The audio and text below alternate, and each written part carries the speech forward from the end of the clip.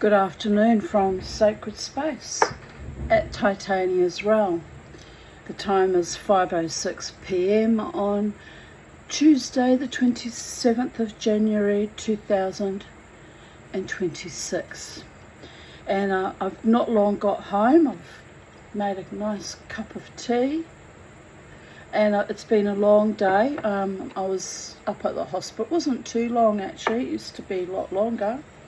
But I was there for about 4.5 hours advocating for myself to get put into their system on the waiting list to see one of the Mater dermatologists or skin specialist or whoever's going to take me on as a little pet project with my proclivities to grow basal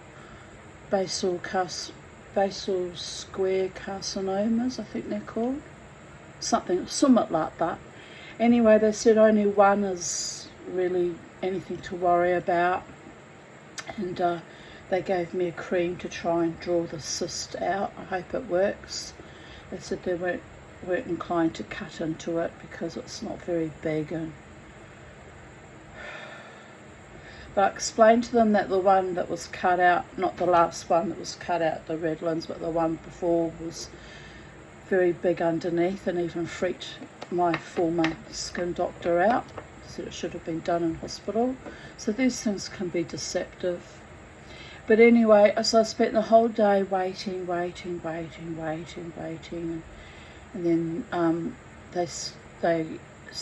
then there was a lot of hesitation because they weren't sure whether the hospital would just tell me to go and find a GP to get a referral done, or whether they could refer directly from within the ED department, which is what they eventually did do, which to me is logical. Like, I'm there, hello, they've seen me, they've seen the problem. But all this red tape and not cross-communicating between departments, no one knows what they're doing anymore. It's really very acopic. So by the end of the day, as you can imagine, I did my classic complex PTSD decompensating, and I was getting a stomach ache, and I probably will have very bad tummy upset later from the stress. I mean, the hospital staff were very kind and did everything they could to accommodate me. That's not the issue. It's my own triggerings and distress. But anyway, by 3:19 I posted that I was feeling nauseous and had a stomach ache and I need to eat soon, because I hadn't had anything since breakfast, just 2 Weet-Bix for breakfast.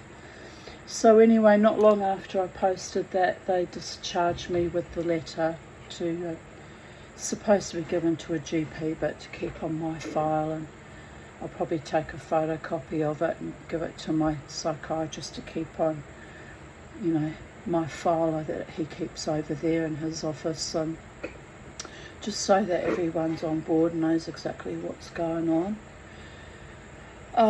So anyway, so not long after that, she gave me the letter, the lovely young doctor, and sent me on my way. So first thing I did was I had a nice big Subway sandwich, which very rarely have, and I devoured the whole thing, a foot-long sandwich. I was ravenous.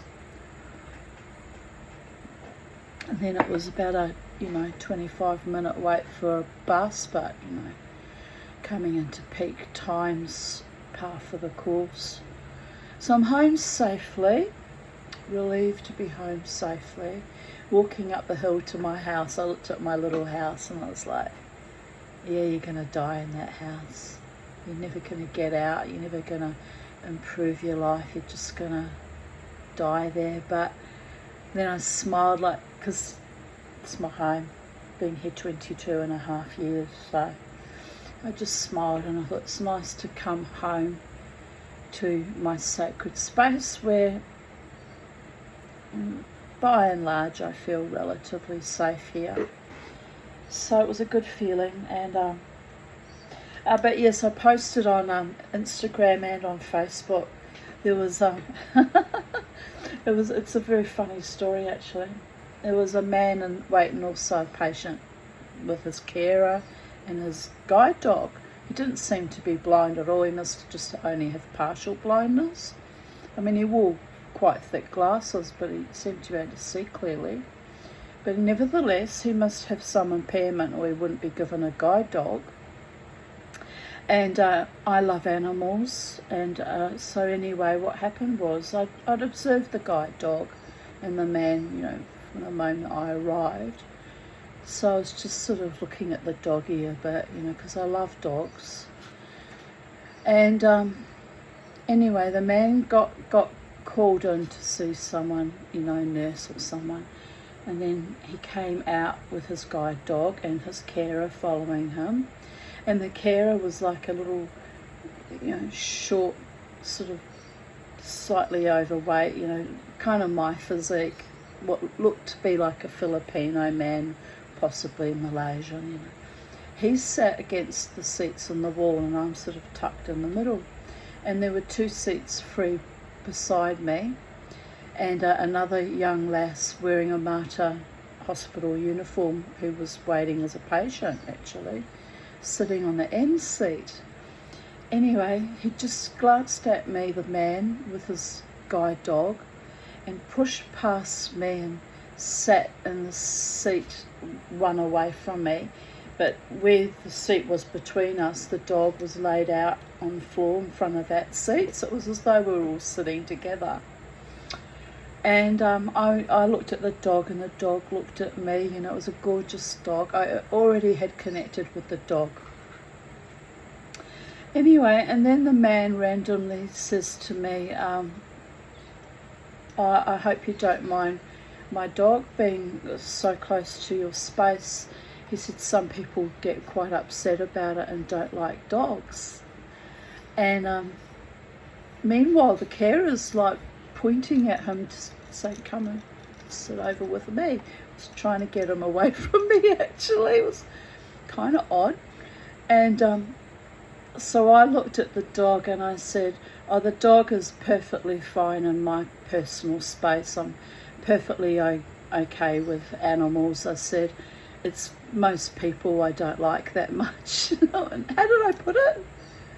Oh, and I prefer animals to most people. Anyway, the young girl that was in her Mater hospital uniform leaned forward in her chair and looked at me and really glared at me in shock, as if, how dare you be so rude? But it's not rude, it's the truth. It's like I don't like being out in public. I don't like having to be in a public waiting room. It's not my safe place. I don't feel good. I was already starting to leave my body, actually. I call it spiraling, but it's a form of leaving your body and floating off somewhere else. And the longer it takes, the more distressed I get. And most people don't realise. They've got no fucking idea what I go through. They're completely oblivious. And you don't expect them to know because they haven't walked in my shoes, you know. Haven't lived through what I've lived through. So I'm trying to keep it all very fucking contained. But the way that young lass leaned forward and glared to me, so I just turned my head and glared right back at her. After all, I'm old enough to say how I feel about things, and she doesn't like it too bloody bad. It wasn't directed at her anyway, it was just in general. So I'm not comfortable with being amongst people, but the dog is welcome. The dog was more than welcome. The dog was a lovely dog. Anyway, and then the man looked at me and smiled, and he said, oh, that's good, because he said, yes, some people get very upset about the dog being too close to them, he said. and then he continues on. He said, and perhaps you might like to take me and the dog home when you go home with you. Take us home with you. It's a completely off the wall thing to say. Equally as off the wall as me telling him that I don't like most people. So then I just looked at him and I looked at the dog, and the dog's looking up at me like this. Like, kind of save me from this idiot, but it's his owner, it's his dog. And I'm just looking at him thinking, oh dear goddess. So very calmly I said, now, behave. I said, please don't make it even more uncomfortable for me to be in this hospital than I already am. And then he just leaned back in his chair and just smiled like this. He'd deliberately come over to wind me up because he could see that the dog and I had a rapport. Anyway, he behaved himself. He wasn't rude or anything inappropriate after that. But I did continue to speak to him because I thought it must be just a bit, a bit locked off. Not everybody's right in their own mind, are they, people of Earth? So then I said to him to make conversation and be a bit kind, I said, has your dog had anything to drink? I said, I've been sitting here worrying that the dog might be thirsty. He said, oh no, we're in air conditioning. And he said, if I give him water to drink, he might make a mess. And smiled, he meant might go wee-wees, And I just looked at him and I'm looking at the dog and I said, oh, well, the dog has told me that probably would like a drink.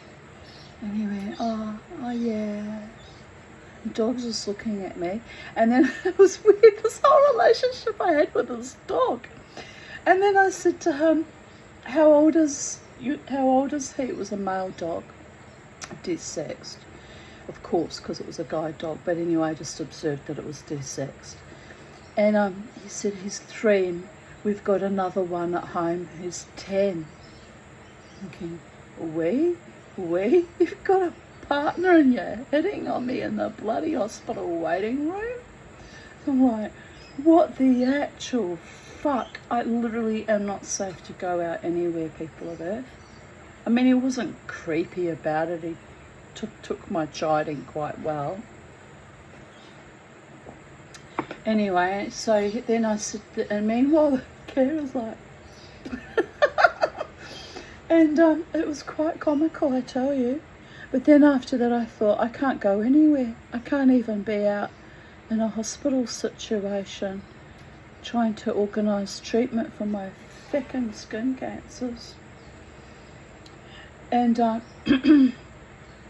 so anyway, and then the dog just looked at me very longingly right into my eyes, like we were on this real soul connection, this golden retriever and I.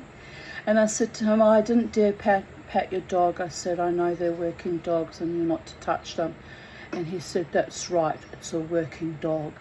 But the dog was looking at me like, and then I realised, and at one point the dog was doing this with its little muzzle, nose and muzzle was sniffing, like scenting the air. And I went, oh, you're scenting the air, darling. And I realised, I thought, I smell different because I haven't had the COVID vaccines. It's occurred to me many times during the past 5 years, men leaping on, almost on top of me, being very eager. I have a different scent. The animals can tell. They have a finer nose. Now, then I did say to him, I said, oh, if your dog wants to sit on my lap, I said, it's more than welcome, I said, but humans not so much. Even he kind of had to laugh. I said, it's dogs and I, animals and I get along just fine. And actually the dog lay down in front of me and just looked at me lovingly. In the end, I found myself saying to it, verbally out loud, I said, I know, darling. I said, this is the role the gods have given you. This is what you have to do, your appointed role, and you have to do what you've got to do, and I've got to do what I've got to do. And the dog just looked at me really sadly as to say, help me. It was a beautiful dog, and he wasn't unkind to it, the dog, don't get me wrong. There was no cruelty, except that I still think he could have given him a bit of water. It wouldn't have hurt, I kind of wanted to, but I thought I don't dare because it might mess with their training, cannot mess with their training, especially trained animals. And actually at one point I turned to him and I said, I suppose if your dog was really very thirsty, it would let you know because they're probably trained. He nodded, you know. But I got myself so upset in a way about that. And the dog knew that I was worrying more about, you know, his comfort and safety than even about my own. So then when the young doctor called me in, we had a very bizarre conversation because they really try and test you out, these doctors. I don't know what that's about, almost like pushing buttons. They see complex PTSD in the chart and they push buttons, try to elicit some kind of a trigger a response, see how you react. I don't know whether they're trained to do that or whether it's conscious or whether it's some kind of sadism. I don't understand. But you know, she started on that straight away. Well, why is it you're growing skin cancers? Do you wear sunscreen? When did this first begin? So I went into the story that I got terribly burnt on Elwood Beach as a child because my mother left me in the scathing hot sun without sunscreen and then bet me up for getting sunburnt on top of it. I said, but that was my entire childhood being burnt. I said, in New Zealand the light comes in at different rays and you burn and peel, burn and peel, burn and peel, whereas here you actually go brown. And then she kind of took that on board, and I don't really know what you want us to do. They always say that too, you've got to really hammer it home with them. I said, I just want to be put in the system, in the waiting list to see a proper dermatologist. I can't afford the private skin doctors. I can't afford GPs. I've had to fire my last GP, I said, because of systemic abuses. When I told them, you know, how he treated me, they looked a bit shocked. They being, later on, she called in her supervisor to have a look at me as well. She was lovely, very lovely doctor. And she said, oh, well, then you're not actually that bad. But I said, no, but I'm getting pain in them. And when they start itching and burning and causing pain, that's when it starts and they have to be cut out or burnt off or whatever they decide to do with me. Notice I've got this bit of, that's not skin cancer, but this red mark from my CPAP mask lately. It's not good, is it?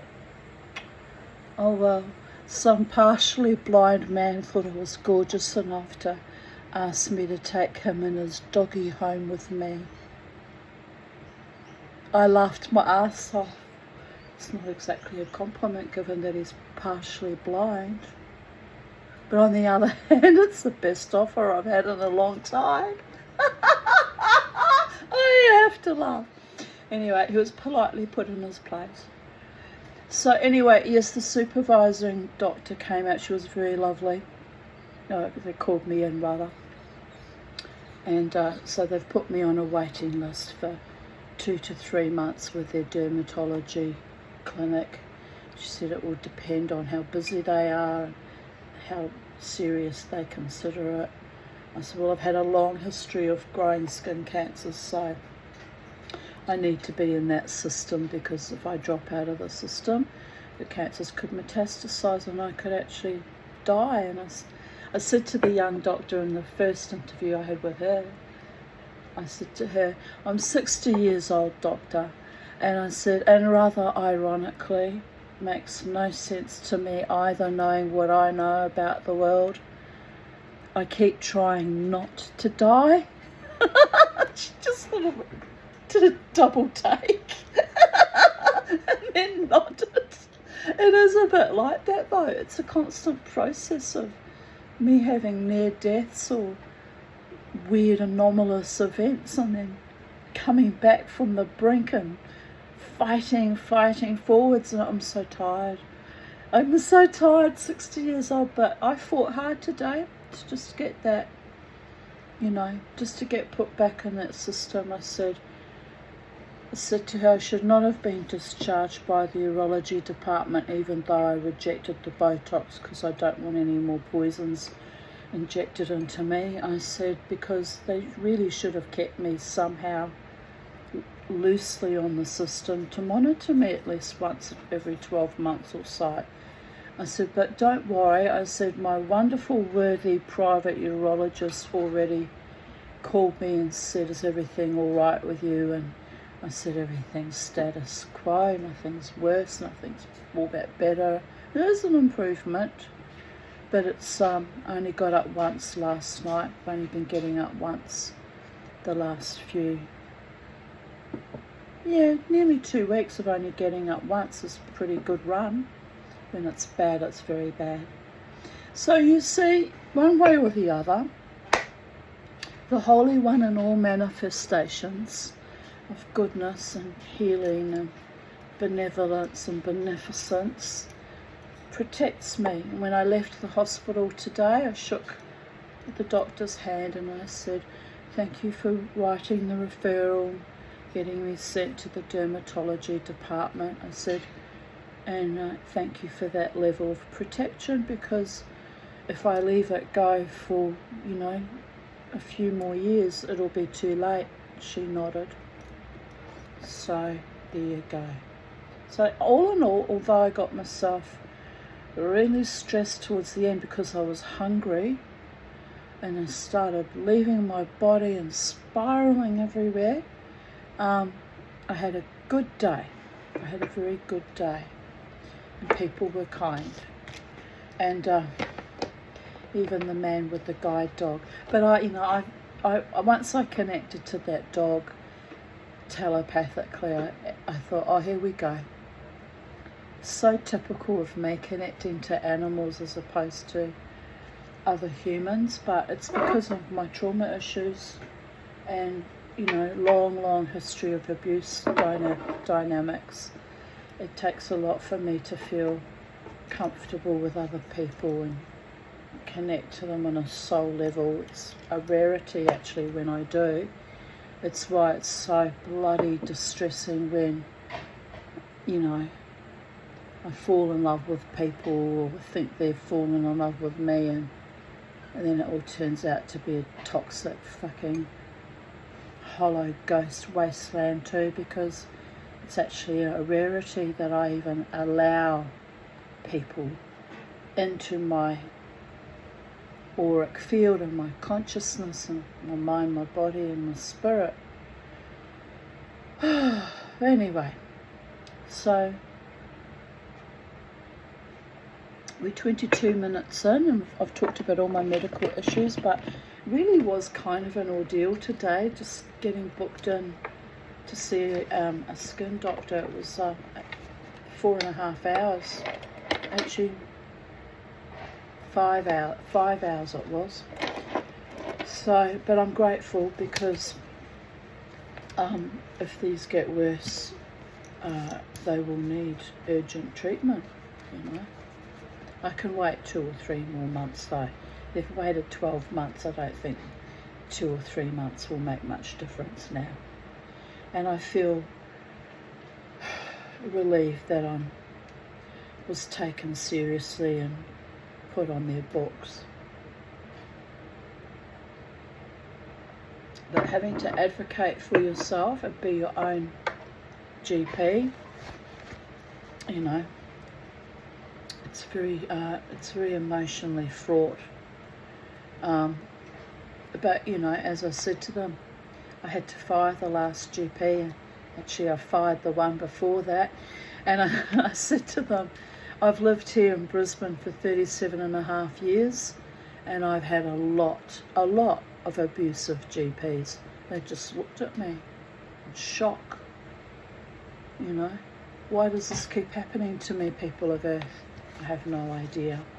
But anyway, they were very good, the Mater doctors, and I could see they were a bit confused as to what to do with me actually, because, I fought hard for my basic human rights to get treatment. And this is how I feel. Every day I go about, the world, anything that involves anything to do with medical issues or authority figures, I feel like I have to stand like a warrior goddess and fight for my very right to exist. And it's very, very terrifying and chilling, actually.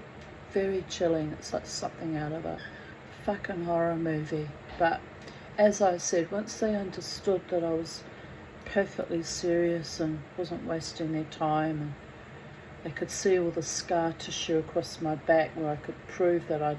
She kept asking me, the first doctor, if I'd even had excisions. I was like, but doctor, I've got scar tissue right across my back. I forgot to show her the ones on my hand too. They've just about faded now, but they were the first ones, all those scars running up there. So, you know, so I'm not a liar.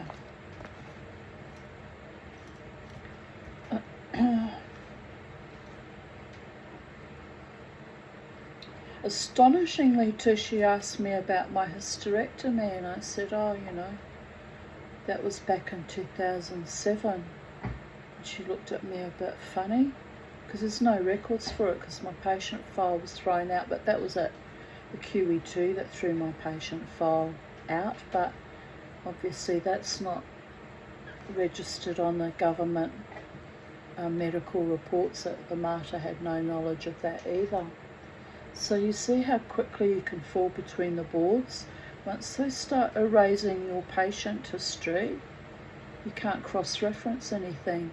You're basically fucked. Which is why that hospital did that. You know, because the class action against the Johnson & Johnson TV2 tape that I was part of, and had to fight that battle too. That's why I'm adamant about not having any invasive, poisoning, autoimmune, damaging things inserted into my body. It's had quite enough. Right, on that cheerful, salubrious note, oh, they asked me too, the young lass, the young doctor, did I work? And the way she did it very gently, because she knew it would be a red rag to my bull. Do you work? They would know that from their file. That would be on my file. So I said to her, no, I don't. But I said, I make jewellery. And I showed her my things, and she looked suitably impressed. And I said, and I read stories on YouTube. That is my work. So let's get on with it, shall we? 27 minutes in now. Chapter 6, The Sweet Spring.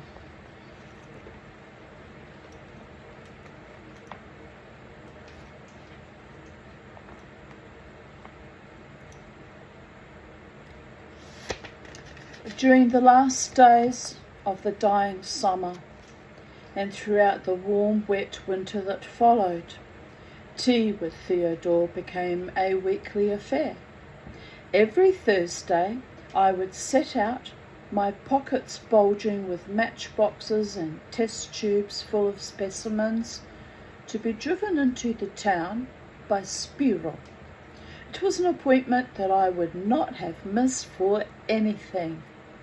Theodore would welcome me in his study, a room that met with my full approval. It was, in my opinion, just what a room should be.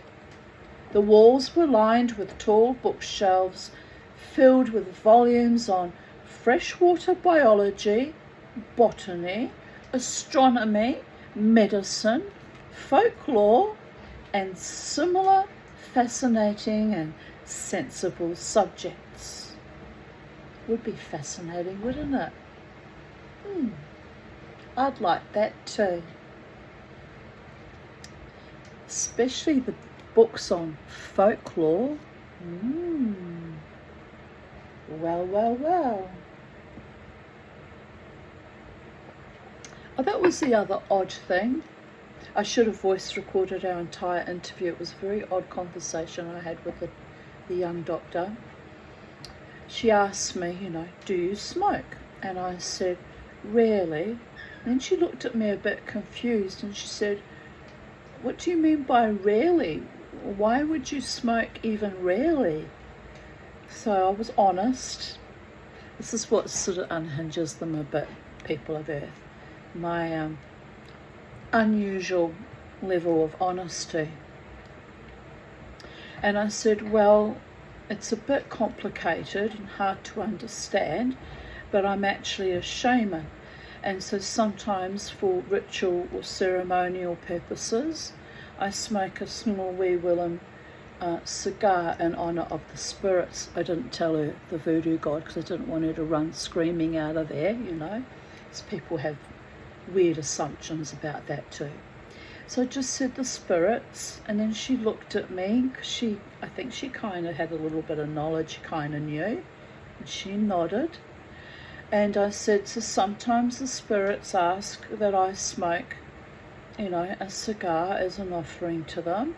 And she said, how often do you do that? I said, very rarely, maybe once a month, once every 2 months. I said, it depends on whether it's called upon by the spirits. I said, I don't normally smoke. I said, because my half-sister smoked 2 packets a day, and my grandparents I never met both smoked like Trojans and both died of TB. Well, my grandmother would have died of TB. She was dying of TB, but she's suicidal. But I didn't tell her that, but I just said they died of TB. It's pretty much the same thing. Close enough, And then she looked at me quite surprised. I said, the only good parenting my mother ever did was drive home to me that I must never smoke. I said, so I do smoke, but only very rarely, and only when it's to do with ceremonial reasons, and my in my capacity as a shaman.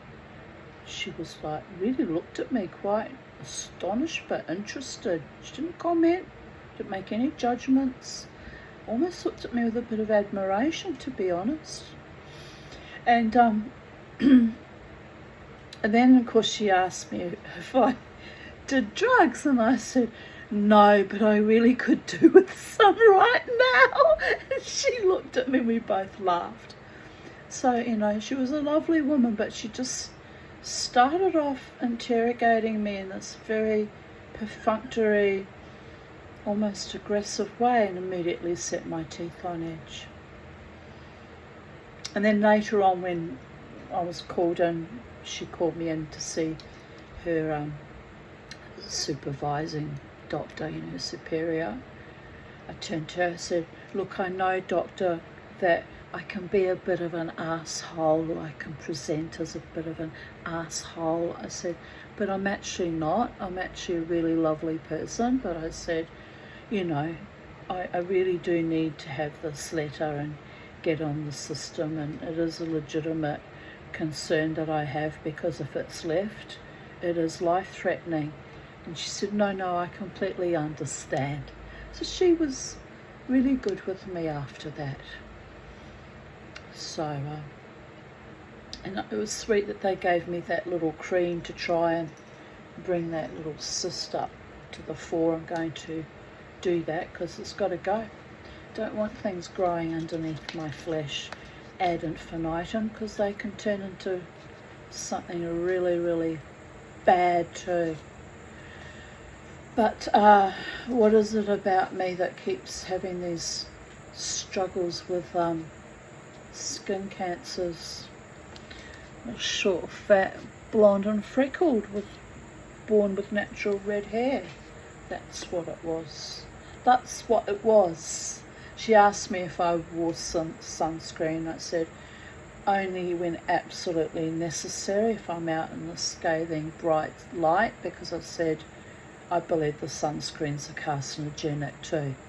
She looked at me and frowned a little bit, but then she nodded, because you know what, they know. They know.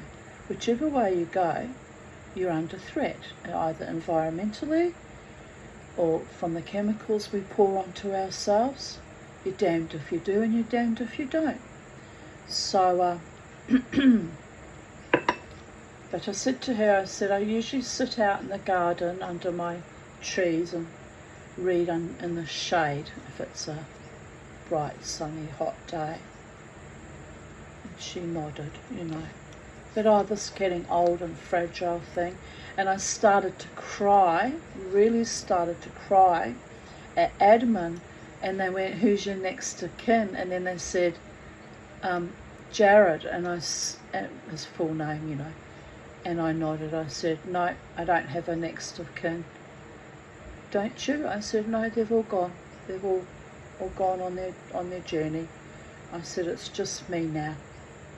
I said, if you need to refer to anyone, I said, I have a carer come from the Islamic Women's Association. They do my mowing and they come and clean. And I said, and my psychiatrist, they're the only people you can report to as to my well-being. And then she looked at me kind of astonished. It was astonishing too.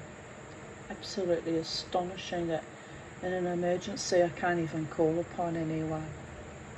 It's a harrowing, chilling realisation. I burst into tears. I had to hold the tears back. But no good crying about it. That won't solve anything.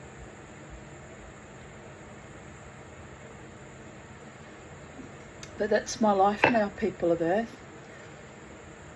2026, 5 years into the COVIDian regime. That's my life. And that beautiful dog sniffing the air as if I was the most fragrant flower. And I'm looking at it and went, oh, you're scenting the air, my darling. I knew exactly what the dog was scenting. Not that I smell bad or anything like that, you know, a shower, but you're smelling uncontaminated pheromones. That's also kind of a chilling thing, you know, very chilling. And he looked at me, that dog, with such deep, soulful compassion. He probably can smell the bloody cancer starting on me too, to be fair. Let's be fair here. So you know what? I'm going to be proactive and I'm going to knock that down before it gets too bad. And I will survive and I will thrive. And I will heal myself as I've done many, many times since early childhood. And from time to time I will continue to heal other people, given how strong and powerful I am in that moment of time. But yes, the owner of that dog was so keen to sit next to me. Even his carer was trying to gently call him away. He was drawn to me because I'm a healer. Basically, that's what it is. Can't because I'm that bloody good looking, people of Earth. No makeup, I did have lipstick on, but still, there's nothing that good looking about me today. I was bright red with the stress of it all. It's all a bit odd. Right, now, we'll carry on with the story. Where did we segue at? Yes, the folklore and similar fascinating and sensible subjects in Theodore's library. Interspersed with these were selections of ghost and crime stories. Thus, a Sherlock Holmes rubbed shoulders with Darwin and Le Fanu with Fabre, in what I consider to be a thoroughly well-balanced library. Given he's only a child at the time, it's quite impressive amount of knowledge the child has to know a good library when he sees one. At one window of the room stood Theodore's telescope, its nose to the sky like a howling dog, while the sills of every window bore a parade of jars and bottles containing minute freshwater fauna, twirling and twitching among the delicate fronds of green weed. On one side of the room was a massive desk piled high with scrapbooks, microphotographs, X-ray plates, diaries and notebooks. On the opposite side of the room was the microscope table with its powerful lamp on the jointed stem, leaning like a lily over the flat boxes that housed Theodore's collection of slides. The microscopes themselves, gleaming like magpies, were housed under a series of beehive-like domes of glass. It's a bit unusual, isn't it?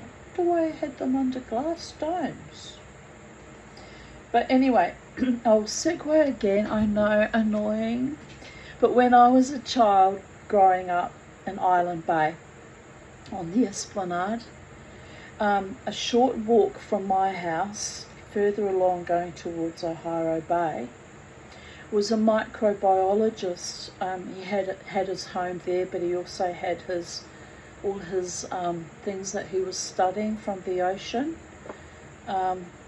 Not microbiologist, sorry, I apologise. Marine biologist. And got something in the teeth, haven't I? That'll be right. Subway.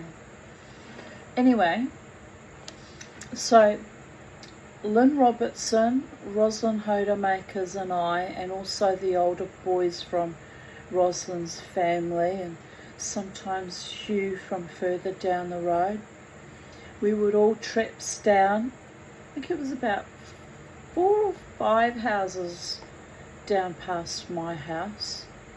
And in those days in the 70s, we all walked in and out of each other's houses, as I explained to you the other day. So we would just waltz in, and I forget the man's name, but he worked under the auspices of Victoria University of Wellington. So he'd have all these aquarium fish tanks, and they'd be full of various specimens that he'd caught or people had brought in for him to study or do particular studies on. And that was one of my favourite things to do, was waltz in on him. What was his name? By all the gods. Anyway, he was a very kind gentleman. He was probably in his early 50s. Seemed elderly to us, of course. And but he also would love how I took great interest in his, not just me, but all of us children. But he also used to love how we would all line up and would be looking into the aquarium or aquaria, and he would say, "Is there anything you want to know, Tanya?" And I'd say, "So I want to know about that creature." He'd like sea cucumbers or sea slugs and various, an octopus. He had various different creatures, and he would take the time out of his quite busy schedule, I might add, to explain, what things were and what the creatures were and what their life cycle was like. And you know what? It was the best education, university level education, given to us for free because we took an interest and we were curious.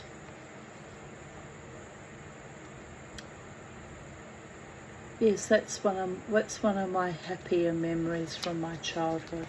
And he was a gentleman and a gentle man and kind and respectful.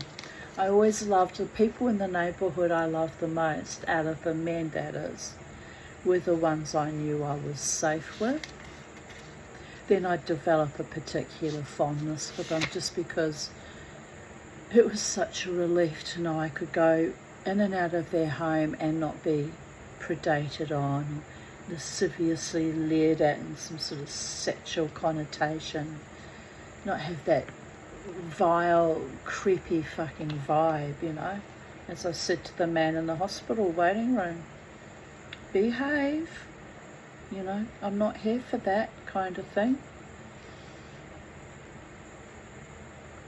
It's astonishing. Right. How are you? Theodore would inquire, as if I were a complete stranger, and give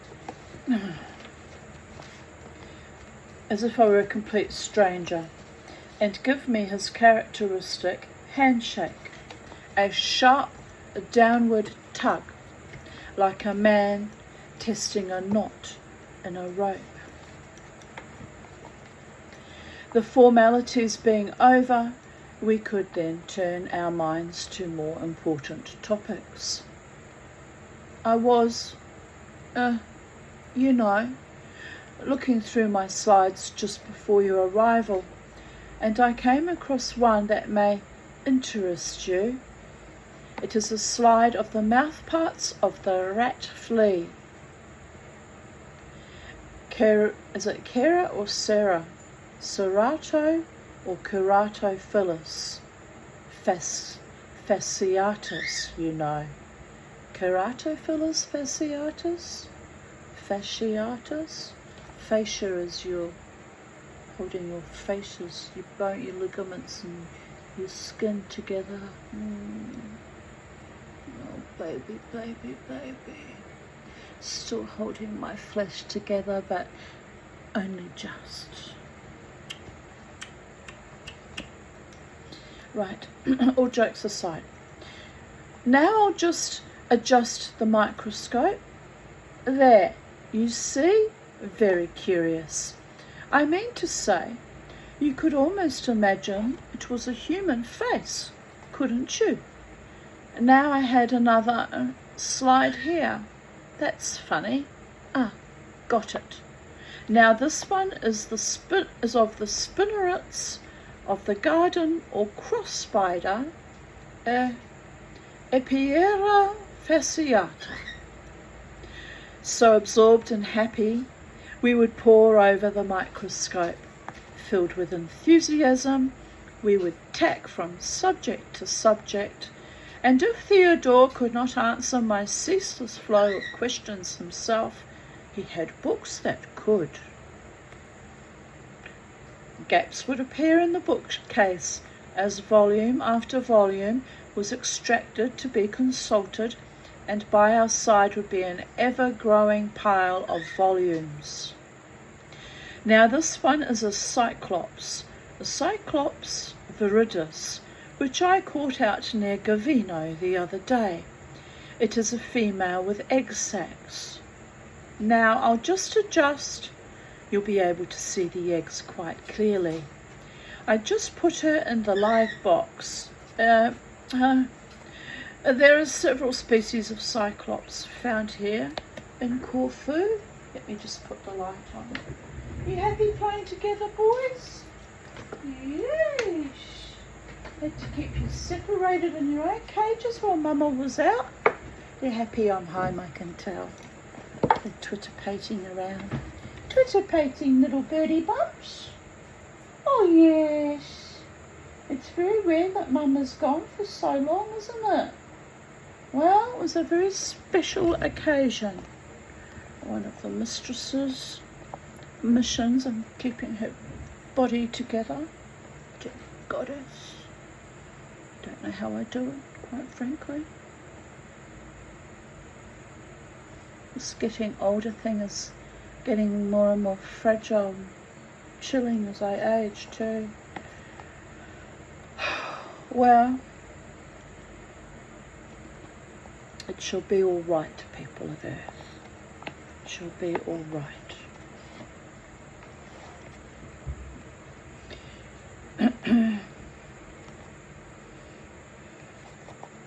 As my delightful urologist says, I'm a unique character and I really blow their mind. I really do. I don't know why I blow their mind. My trauma issues. But if you'd survived what I've survived, you'd blow people's minds too. So it's all good, people of Earth. Onwards and upwards for my tutto bellissimo life that the spirits promised me. Time to offer them a cigar, actually. It's been a while. It's been a while since I offered them the cigar.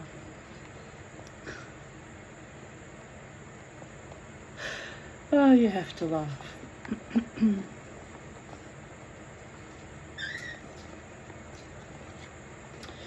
Into the brilliant circle of white light, a weird creature would appear, a pear-shaped body, long antennae that twitched indignantly, a tail like sprigs of heather, and on each side of it, slung like sacks of onions on a donkey, the two large sacks are bulging with pink eyes. Don't like that glint of light slamming in my left lens. It makes me look like I've got a hairy eyeball. I haven't got a hairy eyeball at all. I'm being good. I'm being very good. What can we do to remove that? We can't, can we? C'est la vie, babies.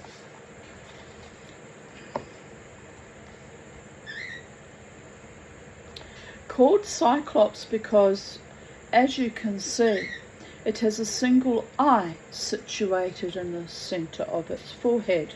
That's to say, in the centre of what would be its forehead if a Cyclops had one. In ancient Greek mythology, what have I done there? Right. Sorry. In ancient Greek mythology, as you know,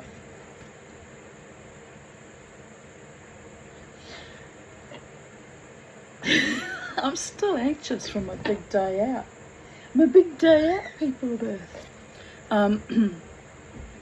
As you know, in ancient Greek mythology, a Cyclops was one of a group of giants, each of whom had one eye. Their task was to forge iron for Hephaestus. Outside, what was the Roman equivalent of Hephaestus? I think it was Vulcan. Pretty sure. Outside, the warm wind would shoulder the shutters, making them creak, and the raindrops would chase each other down the window pane like transparent tadpoles. Aha! It is curious that you should mention that. The peasants in Salonika have a very similar superstition. No,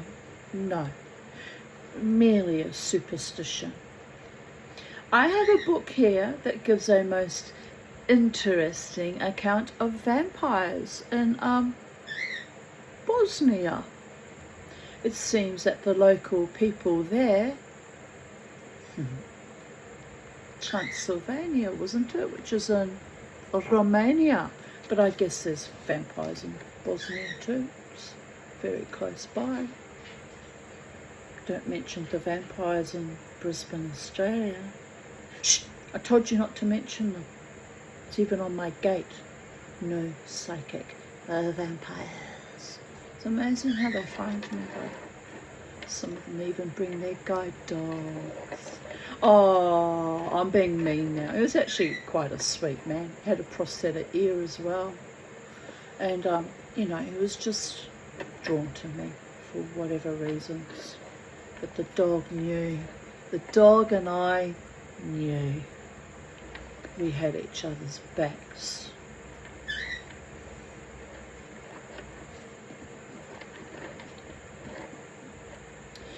I want to cry now. I've got this urge to cry over a freaking stranger's dog. It's a bit mad, isn't it? It is. I miss my own doggy too.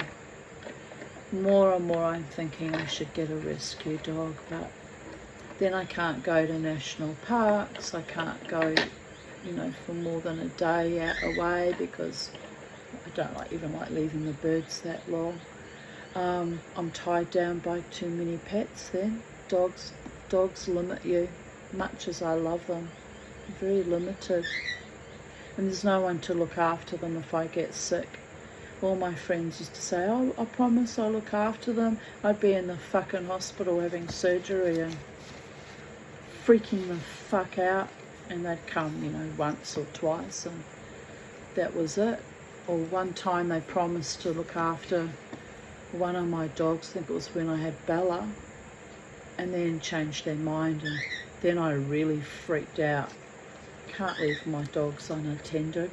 They're too bonded to humans. You can't do that. It's cruel. So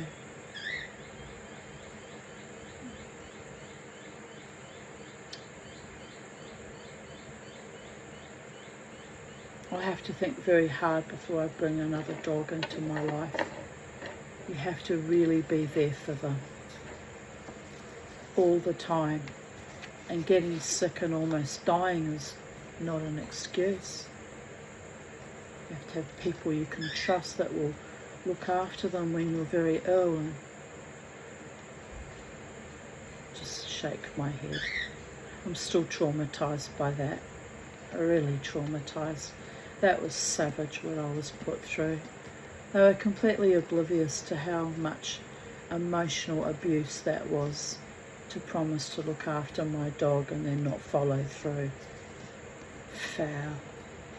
Well, anyway, it's just me now, all alone, holding my own, advocating for myself, courageously and determinedly, and almost to the point of feeling like I was going to stroke out and faint, but I did it, people of Earth, because I have a right to stay alive too, in spite of my weird and quirky ways. Right.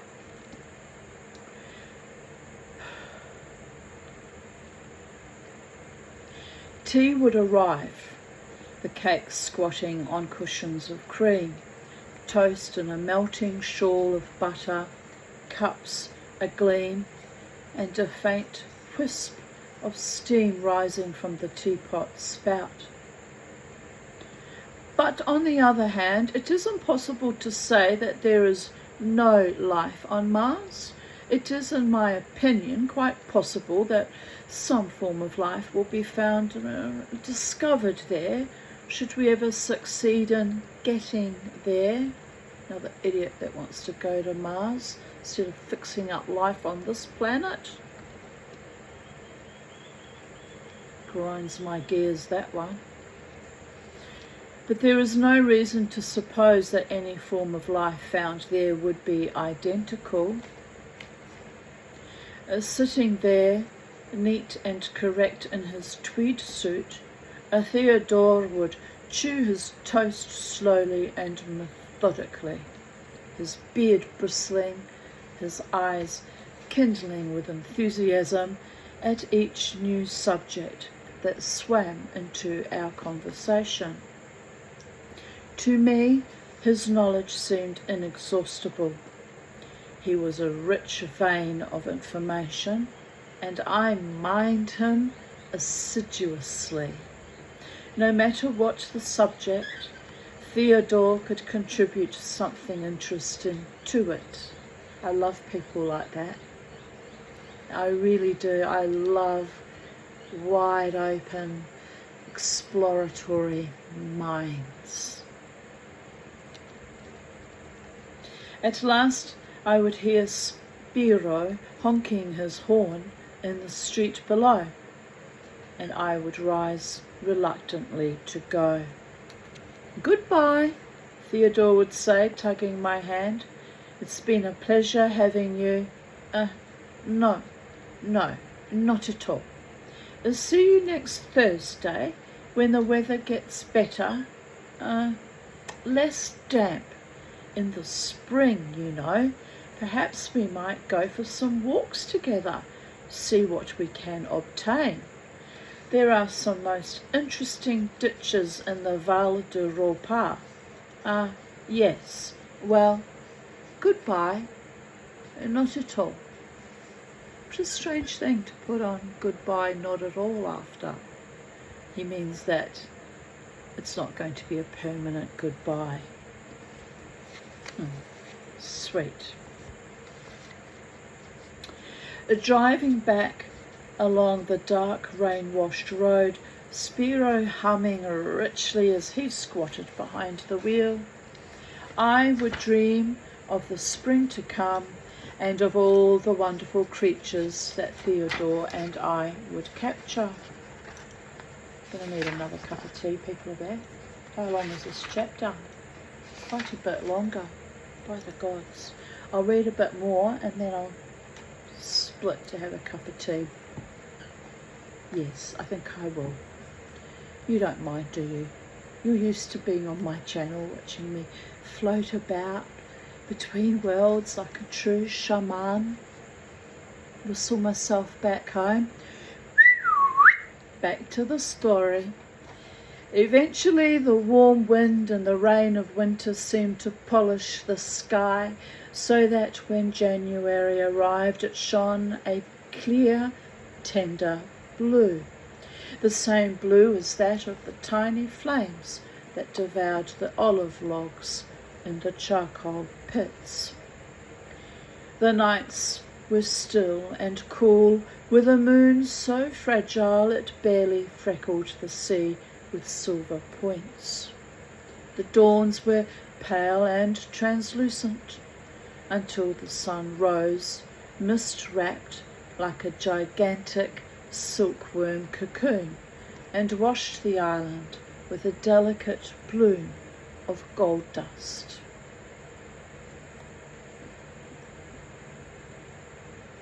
With March came the spring, and the island was flower-filled, scented and aflutter with new leaves.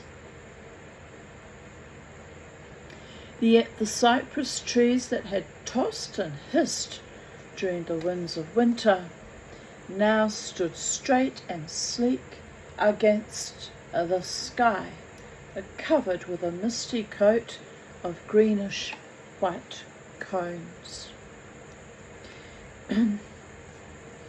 Waxy yellow crocuses appeared in great clusters, bubbling out among the tree roots and tumbling down the banks. Under the myrtles, the grape hyacinths lifted buds like magenta sugar drops. That sounds pretty, doesn't it? And the gloom of the oak thickets were filled with the dim smoke of 1,000 blue day irises. Anemones, delicate and easily wind-bruised. Boys, there'll be no fighting here. No, there will not, Mr. Kermy. Lifted ivory flowers, the petals of which seemed to have been dipped in wine. Vetch, marigold, asphodel, and 100 others flooded the fields and woods. Even the ancient olives, bent and hollowed by 1,000 springs, decked themselves in clusters of minute, creamy flowers, modest and yet decorative as became their great age. It was no half-hearted spring, this. The whole island vibrated with it as though a great ringing chord had been struck.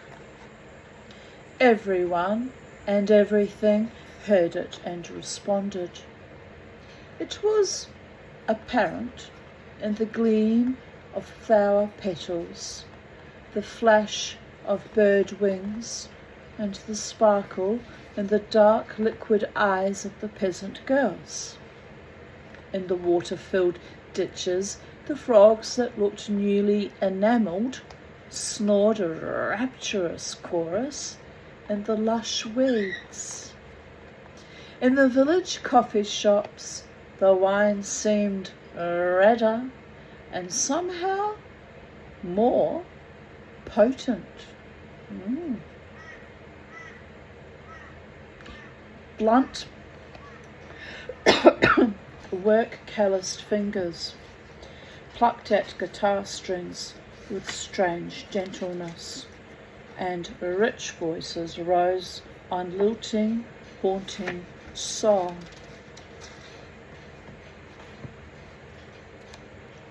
The spring affected the family in a variety of ways. Larry bought himself a guitar and a large barrel of strong red wine. He interspersed his bouts of work by playing haphazardly on the instrument and singing Elizabethan love songs in a meek tenor voice, with frequent pauses for refreshment. Oh, that just makes me laugh. Elizabethan love songs, to be specifically correct about it. Why Elizabethan love songs? Why not? This would soon induce a mood of melancholy, which I find hilarious, and the love songs would become more doleful, while between each Larry would pause to inform whichever member of the family happened to be present that spring. For him, did not mean the beginning of a new year, but the death of the old one. The grave, he would proclaim, making the guitar rumble ominously, yawned a little wider with each season. On that note, I'm going to face you looking at my beautiful birdies for entertainment. If you can see them, yes you can, just. Kermie's on a swing and Bo's scuffling around. I'm going to make a cup of tea. I'll be back. Bear with me. Now you be good to the people of Earth, Kermie and Bo. No naughtiness while I'm out of the room. I know what you're like. You're the fox of the earth.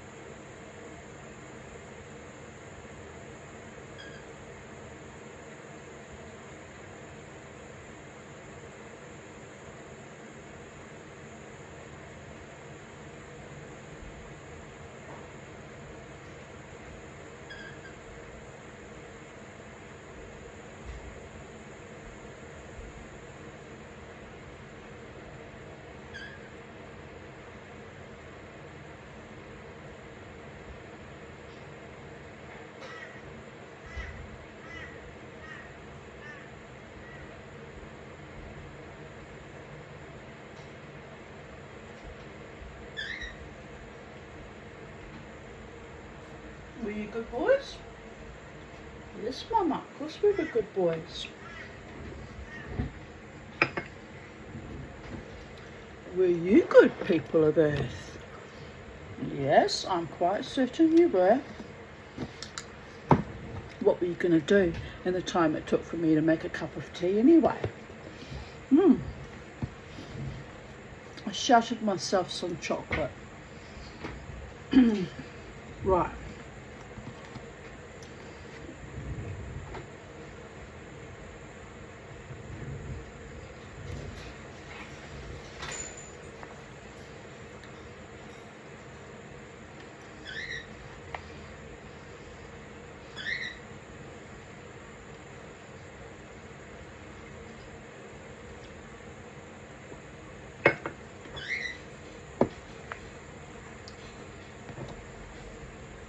Just bear with me a moment. It's quite a large piece of chocolate. Yummy.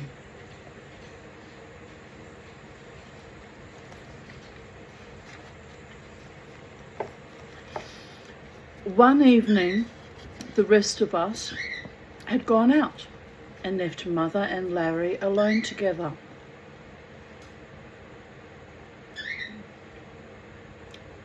So good. Larry had spent the evening singing more and more dismally until he had succeeded in working them both into a fit of acute depression.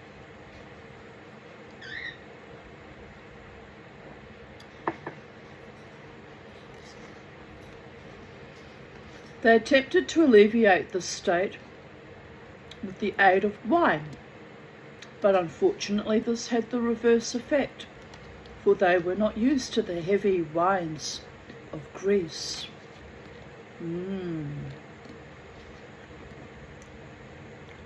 Looks like we're going to get a storm, people of Earth. I don't think there's one forecast, but it's looking really like it's blowing up to something.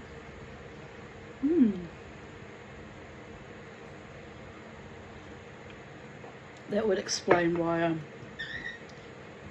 flying and agitated and spiraling everywhere. I'm very sensitive to changes in the weather as well. Well, it is what it is. When we returned, we were somewhat startled to be greeted by Mother, standing at the door of the villa with a hurricane lantern. She informed us with ladylike precision and dignity that she wished to be buried under the rose bushes. The novelty of this lay in the fact that she had chosen such an accessible place for the disposal of her remains. I shouldn't laugh, it's not funny, but I get it. Mother spent a lot of her spare time choosing places to be buried in, but they were generally situated in the most remote areas.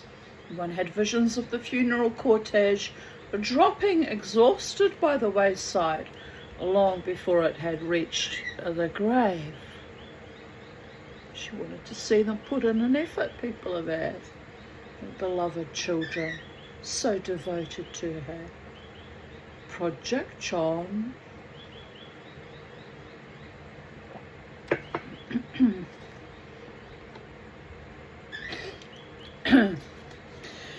When left undisturbed by Larry, however, spring for Mother meant an endless array of fresh vegetables with which to experiment and a riot of new flowers to delight her in the garden. There streamed from the kitchen a tremendous number of new dishes, soups, stews, savouries and curries, each richer and more fragrant and more exotic than the last. Kermie, you have to go back in your own cage. You have to go back in your own cage anyway because it's nearly birdie num num bedtime. Yes, I'm talking to you, you mean little green feathery bully you. Go back in your own cage. Go on. He says, no, Mama, don't want to. Right, we'll deal with that later. Larry began to suffer from dyspepsia. Scorning the simple remedy of eating less, he procured an immense tin I shouldn't laugh of bicarbonate of soda and would solemnly take a dose after every meal. Did help when I had gallstones, you know. I'm feeling an attack coming on, I'd just take a glass of that. Didn't cure the gallstones though, but certainly helped to remove the dyspepsia. It's very fragile living inside a human body, isn't it? No matter who you are, man or woman, we all have our complaints.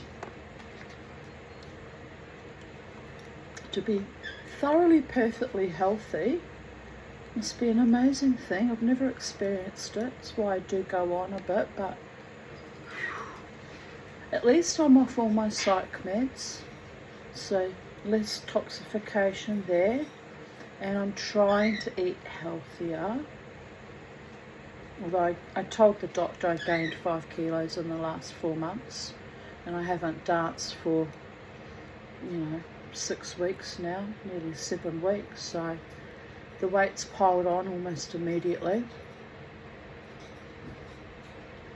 Meh. It is what it is, people are there. But I'm going to try and, not today, it's too hot, and now there's a storm brewing as well, but I'm going to try and push myself out and walk more. I started to, and then I subsided into some kind of hole again, but walking is good for you. Why do you eat so much if it upsets you, dear? Mother asked. 'Twould be an insult to your cooking to eat less, Larry replied unctuously. You're getting terribly fat, said Margot. It's very bad for you. She's right there, that there is a truth in that. Yes. Suddenly the urge to cough comes upon me. Nonsense, said Larry in alarm. I'm not getting fat. Oh, that's what I forgot to ask for, a script for Ventolin. Didn't want to push it too much, did I?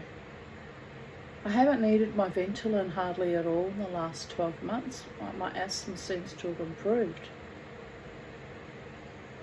Only in the last week or two has it started to play up a bit. Anyway, I will have to find a GP, if for no other reason than to keep my bloody driver's licence going and keep my Ventolin and Seretide for my asthma. It's the only time they'll see me, and they'll hate me for it because they can't make money out of me. Oh, poor darlings. Try to stay away from doctors. If it weren't for the skin cancers brewing, I wouldn't have gone there today at all either. But they were lovely women, but it's beside the point. Try to avoid doctors if you can, people of Earth. Staying healthy in the post-COVIDian epoch is the best revenge of all. How am I going to do it? Don't know.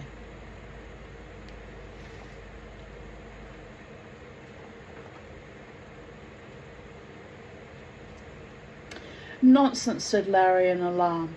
I'm not getting fat, Mother, am I? You look as though you've put on a little weight, Mother admitted, surveying him critically. It's your fault, Larry said unreasonably. You will keep tempting me with these aromatic delicacies. You're driving me to ulcers. I shall have to go on a diet. What's a good diet, Margot? Well, said Margot, launching herself with enthusiasm into her favourite topic. You could try the orange juice and salad one, that's awfully good. There's a milk and raw vegetable one. That's good too, but it takes a little time. Or there's the boiled fish and brown bread one. I don't know what that's like.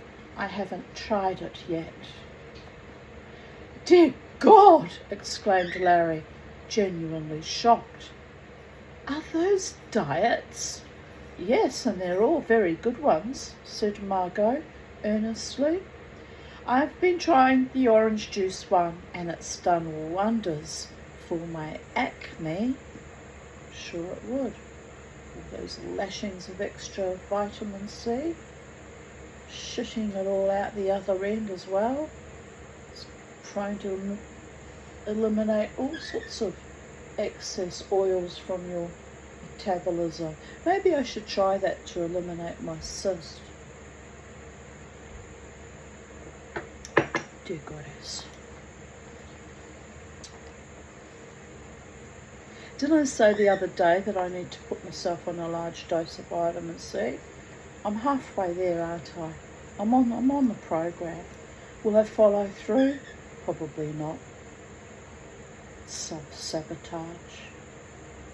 Bit like my love life. Don't mention my love life. Don't mention the love life, people of Earth. But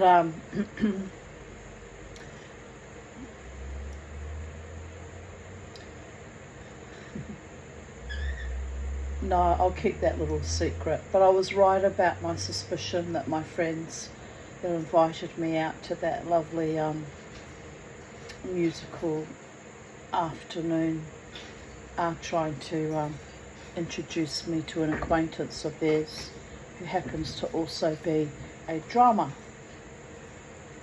But you know, I'm not looking for anything romantic, people of Earth. Doesn't hurt to go out though with your friends and have a few drinks and, you know, make friends with other people. But I was right about that intuition. Gee, I'm getting good, people of Earth. If I keep on like this, I could almost do it for a living. But not quite. Not quite there yet. Anyway, where were we? Oh yes, the orange juice for her acne. No, said Larry firmly. I'm not going to do it if it means that I have to champ my way like a damned ungulate,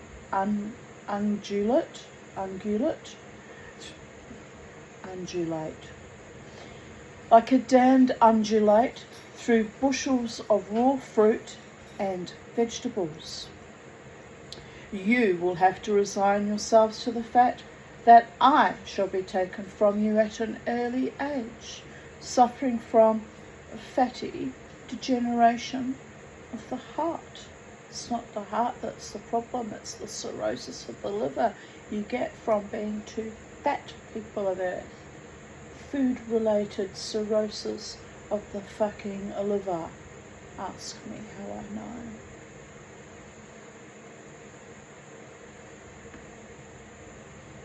All those years of eating chips and chocolate.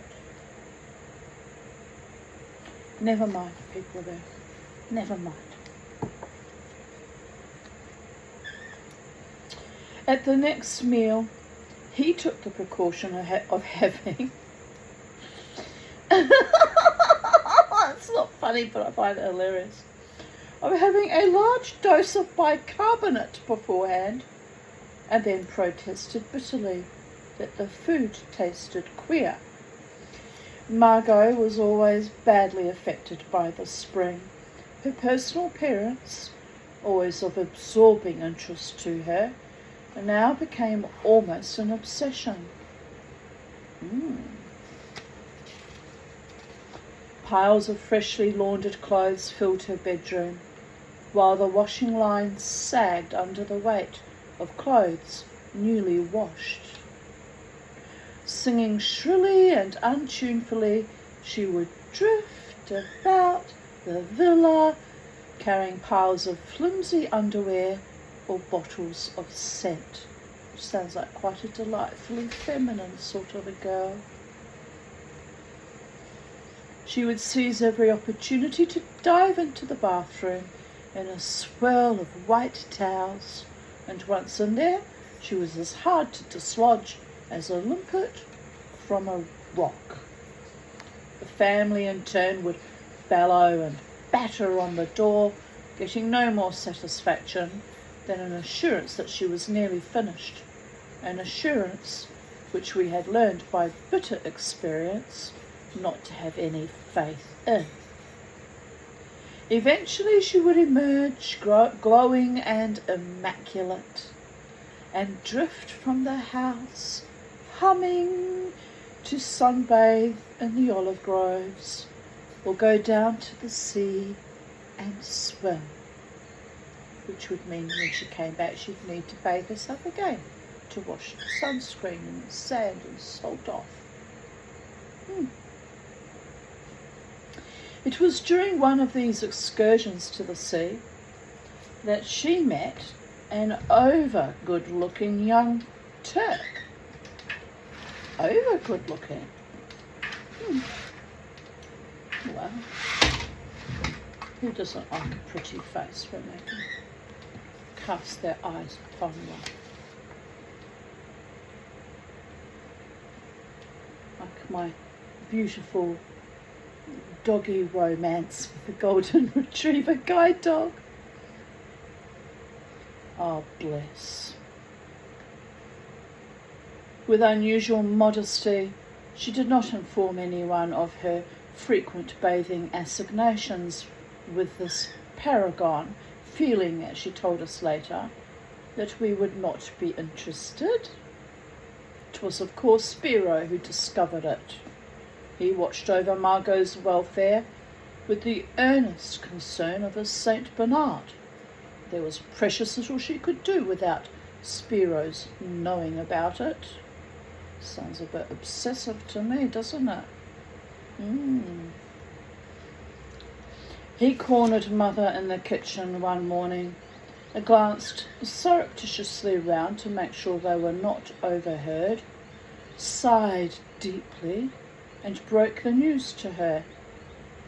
"I'm very sorry to have to tell you this, Mrs. Durrells," he rumbled, "but I thinks you ought to know."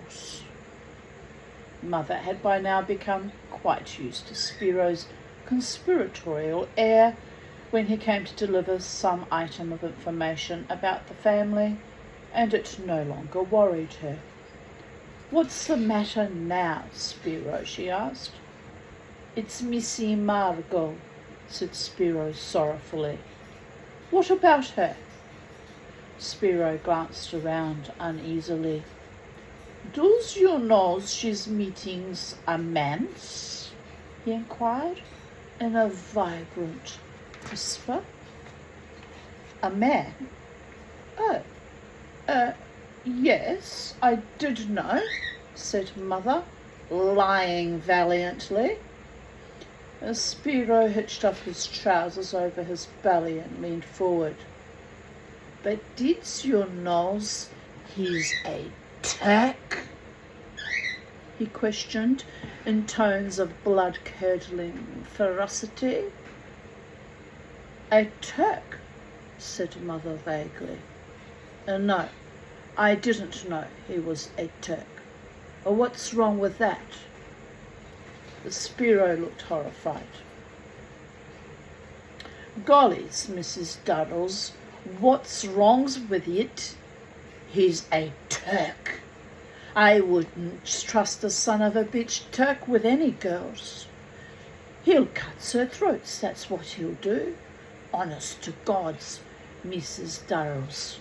It's not safe, Missy Margot swimmings with him."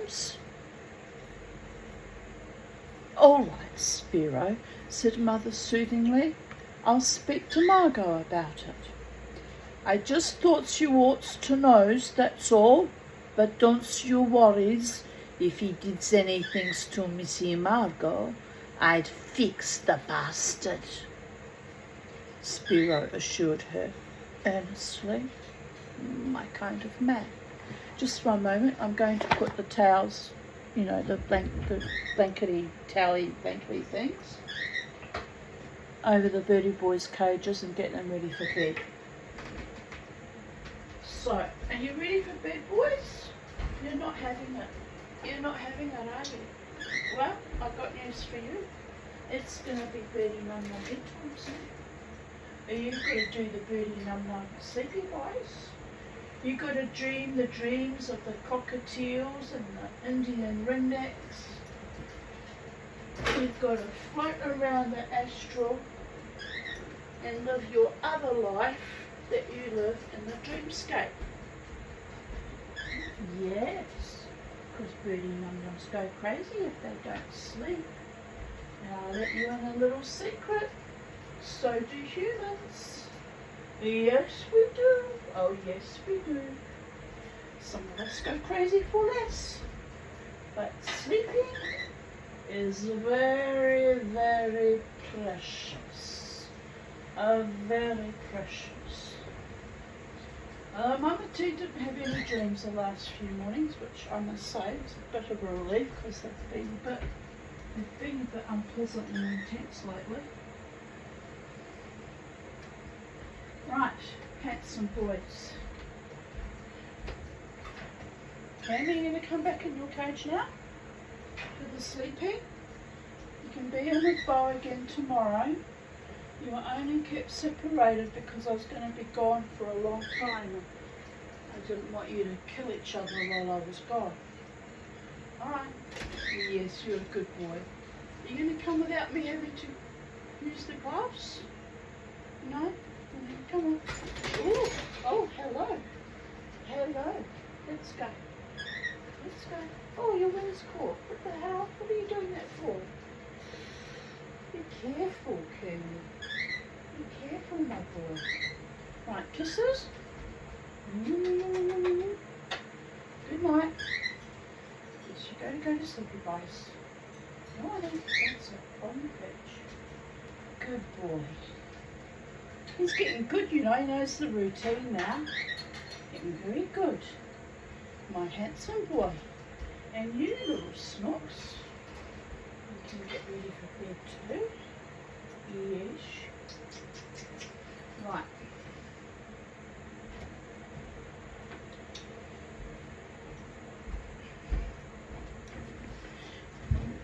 Right, we're back in the room, people of Earth. Back in the room.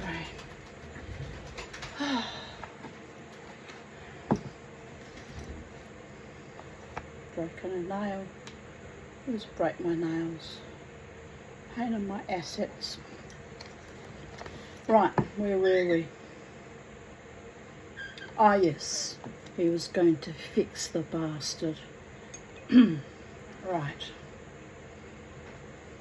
Acting on the information received, Mother mentioned the matter to Margot in a slightly less blood-curdling manner than Spiro's, and suggested that the young Turk be brought up to tea.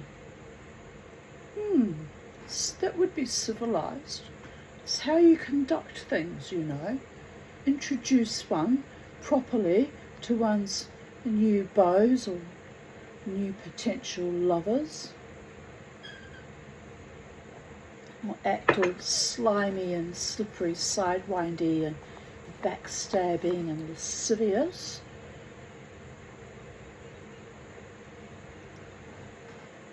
People of Earth.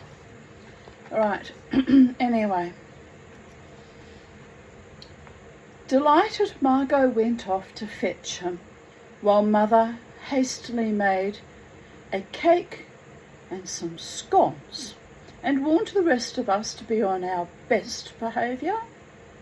The Turk, when he arrived, turned out to be a tall young man with meticulously waved hair and a flashy smile that managed to convey the minimum of humour with a maximum of condescension. He had all the sleek, smug self-possession of a cat in season.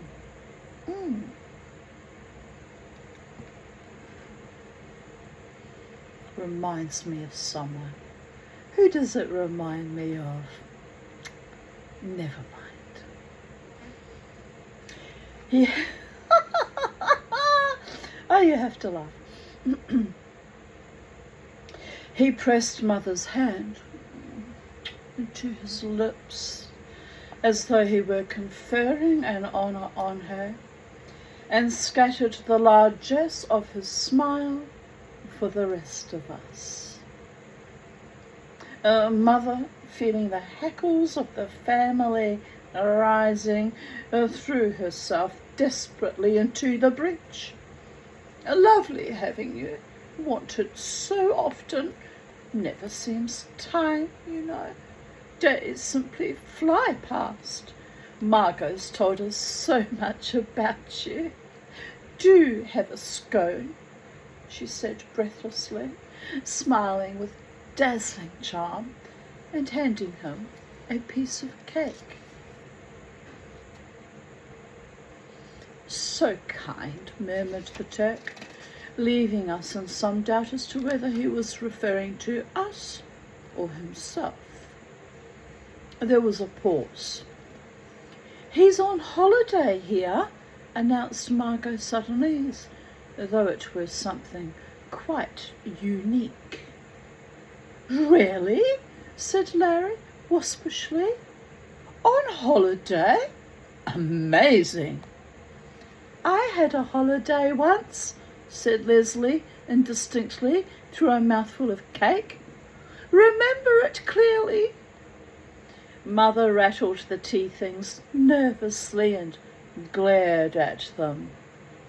Sugar? She inquired fruitily. Sugar in your tea? Thank you, yes. There was another short silence.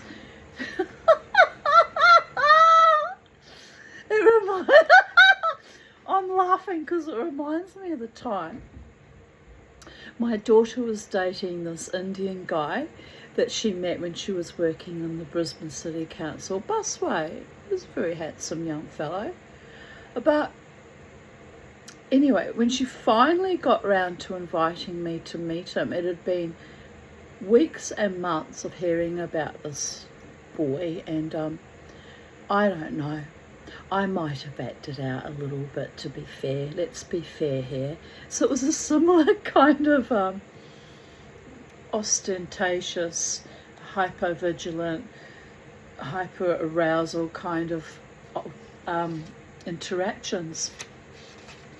And he got more and more backed into a corner, and it was actually quite delightful.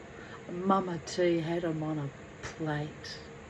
If I could have devoured him like a giant basilisk swallowing a toad, I would have. Anyway, Jared and Crystal were quite upset with me. They thought that I was a bit unreasonably OTT, which, to be fair, perhaps I was. But he annoyed me when I asked him. He was a Sikh, and he was just mentioning the Golden Temple, which is literally covered in gold. And I asked him, what did the poor Sikhs do? And I wasn't trying to be racist or rude or insolent in any way.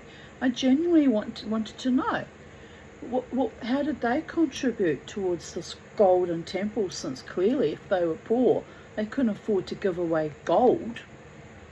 He just glared at me. He was so offended. And, you know, quite frankly, after that, the whole dinner just devolved from then on there. But you're an idiot. Answer a simple intellectual question, for the love of all the gods. What do the poor people do? I want to know what the poor people do to survive in any culture or religion. Because, you know, poor people, by and large, outnumber the wealthy, and especially when it comes to religions or religious cults. You know, it's the poor people that are probably upholding half of those spaces.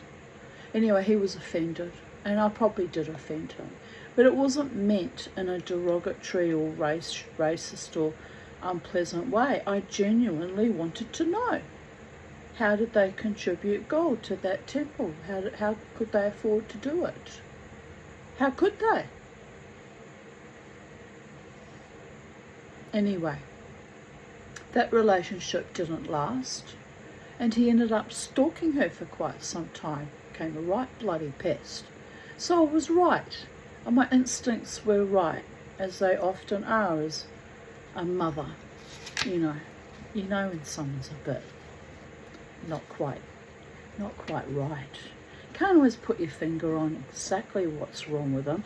Did not factor in that he'd be a bloody stalker and pester her. But there is that.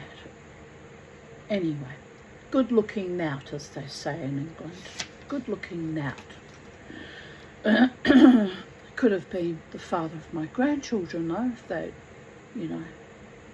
developed a proper, supportive, nurturing, cohabitory, conjoined partnership, but wasn't meant to be, was it?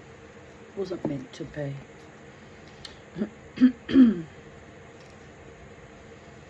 Right.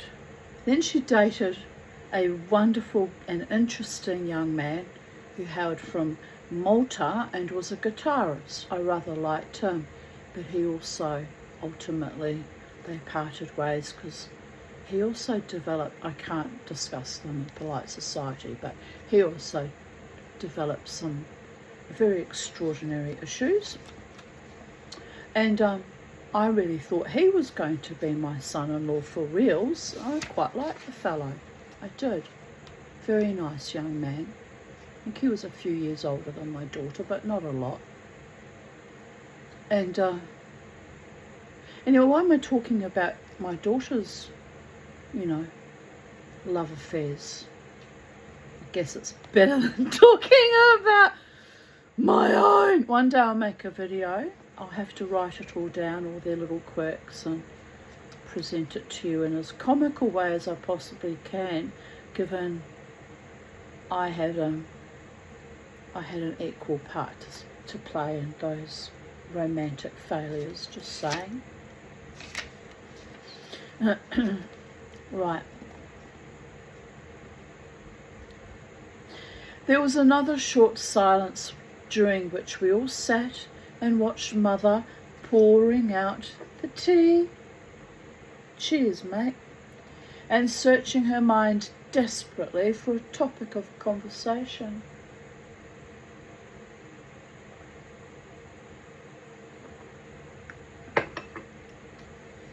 At length the Turk turned to Larry. "You write, I believe," he said, with complete lack of interest. Larry's eyes glittered. Mother, seeing the danger signs, rushed in quickly before he could reply. Yes, she smiled. "He writes away day after day, always tapping at the typewriter." "I always feel that I could write superbly if I tried," remarked the Turk. "Really?" said Mother. "Yes, well, it's a gift, I suppose, like so many things. It is a gift, but one has to apply oneself to it every single day and make it almost an obsession or a habit or a discipline. Otherwise nothing happens and you lose some of your aptitudes." "He swims well," remarked Margot, "and he goes out terribly far." "I have no fear," said the Turk modestly. "I am a superb swimmer, so I have no fear.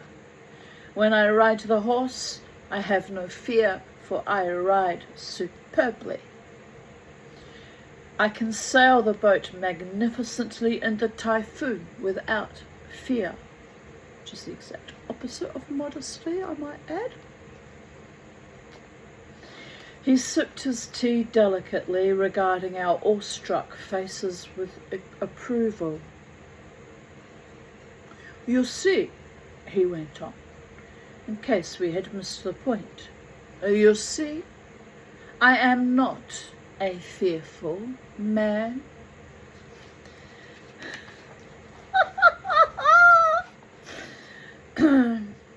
The result of the tea party was that the next day, Margot received a note from the Turk asking her if she would accompany him to the cinema that evening. Do you think I ought to go? She asked Mother. If you want to, dear, Mother answered, adding firmly, but tell him I'm coming too. That should be a jolly evening for you, remarked Larry. Oh, Mother, you can't, protested Margot.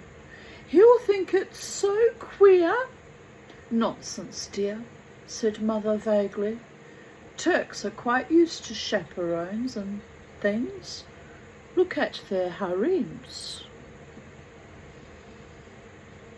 So that evening, Mother and Margot, dressed becomingly, made their way down the hill to meet the Turk. The only cinema was an open-air one in the town, and we calculated that the show would be over by 10 at the latest. Larry, Leslie and I waited eagerly for their return. At 1:30 in the morning, Margot and Mother, in the last stages of exhaustion, crept into the villa and sank in 2 chairs. 1:30, coming back from the movies, back in those days. The movies finished at the latest by 11. What on earth were they both doing? Curious minds want to know. Oh, so you've come back, said Larry. We thought you'd flown with him. We imagined you galloping about Constantinople on camels, your yashmaks rippling seductively in the breeze. We've had the most awful evening, said Mother, easing her shoes off. Really awful. What happened? Asked Leslie. Well, to begin with, he stank of the most frightful perfume, said Margot, and that put me off straight away. We went in the cheapest seats so close to the screen that I got a headache, said Mother, and simply crammed together like sardines. It was so oppressive I couldn't breathe. And then, to crown it all, I got a flea. It was nothing to laugh at, Larry. Really, I didn't know what to do. The blessed thing got inside my corsets, and I could feel it running about. I couldn't very well scratch. It would have looked so peculiar. I had to keep pressing myself against the seat. I think he noticed, though.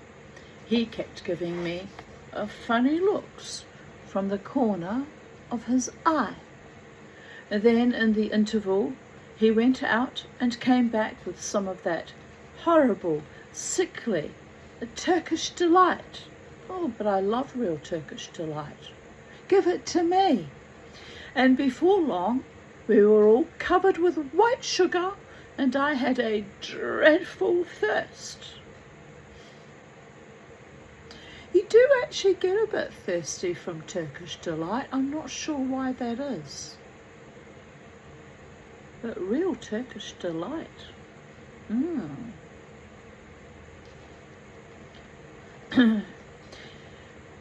the second interval, he went out and came back with flowers. I ask you, dear, flowers in the middle of the cinema.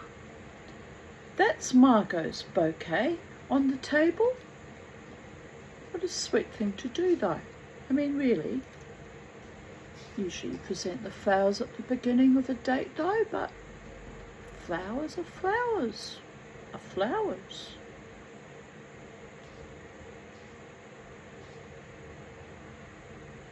Mother pointed to a massive bunch of spring flowers tied up in a tangle of coloured ribbons.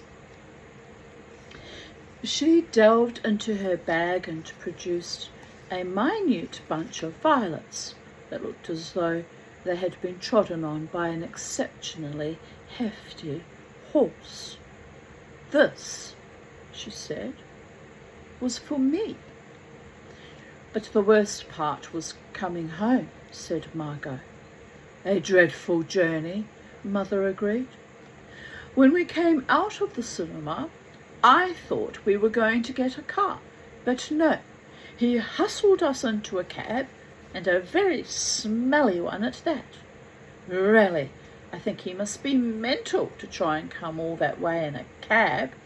Anyway, it took us hours and hours, because the poor horse was tired, and I was sitting there trying to be polite, dying to scratch myself and longing for a drink.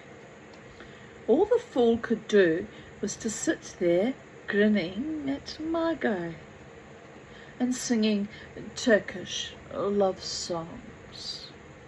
I could have cheerfully hit him. I thought we were never going to get back. We couldn't even get rid of him at the bottom of the hill. He insisted on coming up with us, armed with a huge stick, because he said the forests were full of serpents at this time of the year. I was so glad to see the back of him. I'm afraid you'll just have to choose your boyfriends more carefully in future, Margot. I can't go through that sort of thing again. I was terrified he'd come right up to the door and we'd have to ask him in.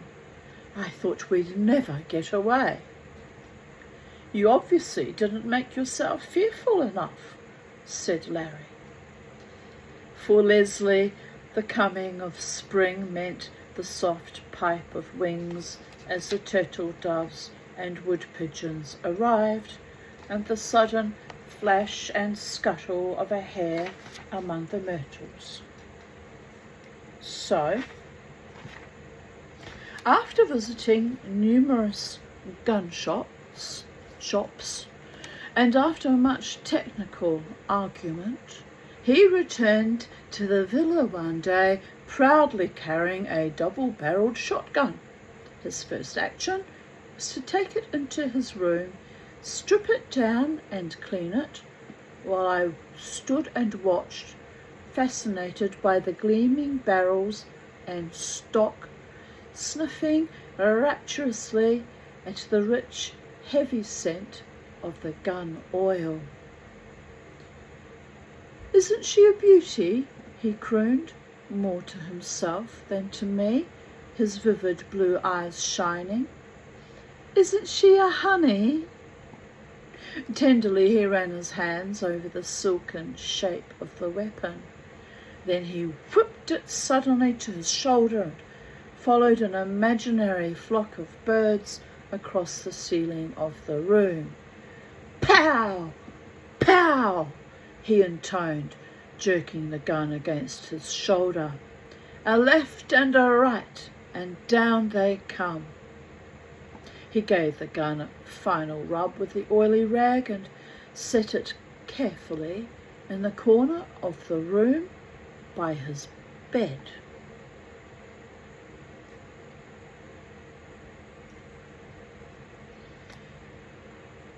"We'll have a try for some turtle doves tomorrow, shall we?" he continued, splitting open a packet and spilling the scarlet shells onto the bed. They start coming over about 6. That little hill across the valley is a good place. I didn't know that shotgun ammunition was scarlet in colour. Would have thought that they'd be brass coloured. Learn something new every day, don't you, people of Earth? My goodness, what an education we are all receiving. So at dawn, he and I hurried through the hunched and misty olive groves, up the valley where the myrtles were wet and squeaky with dew, and on to the top of the little hill. We stood waist deep among the vines, waiting for the light to strengthen and for the birds to start flighting. Suddenly the pale morning sky was flecked with dark specks, moving as swiftly as arrows, and we could hear the quick wheep of wings. Wheep, W-H-E-E-P. I've never heard that word before. Apparently it's what wings sound like when they're moving quickly.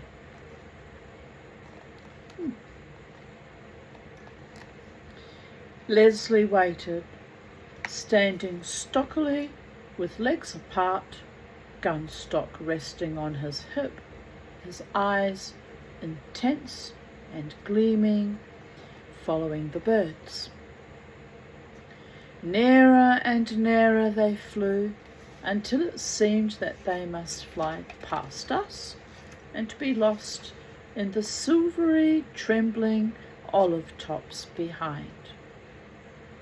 At the very last moment, the gun leaped smoothly to his shoulder. The beetle shiny barrels lifted their mouths to the sky.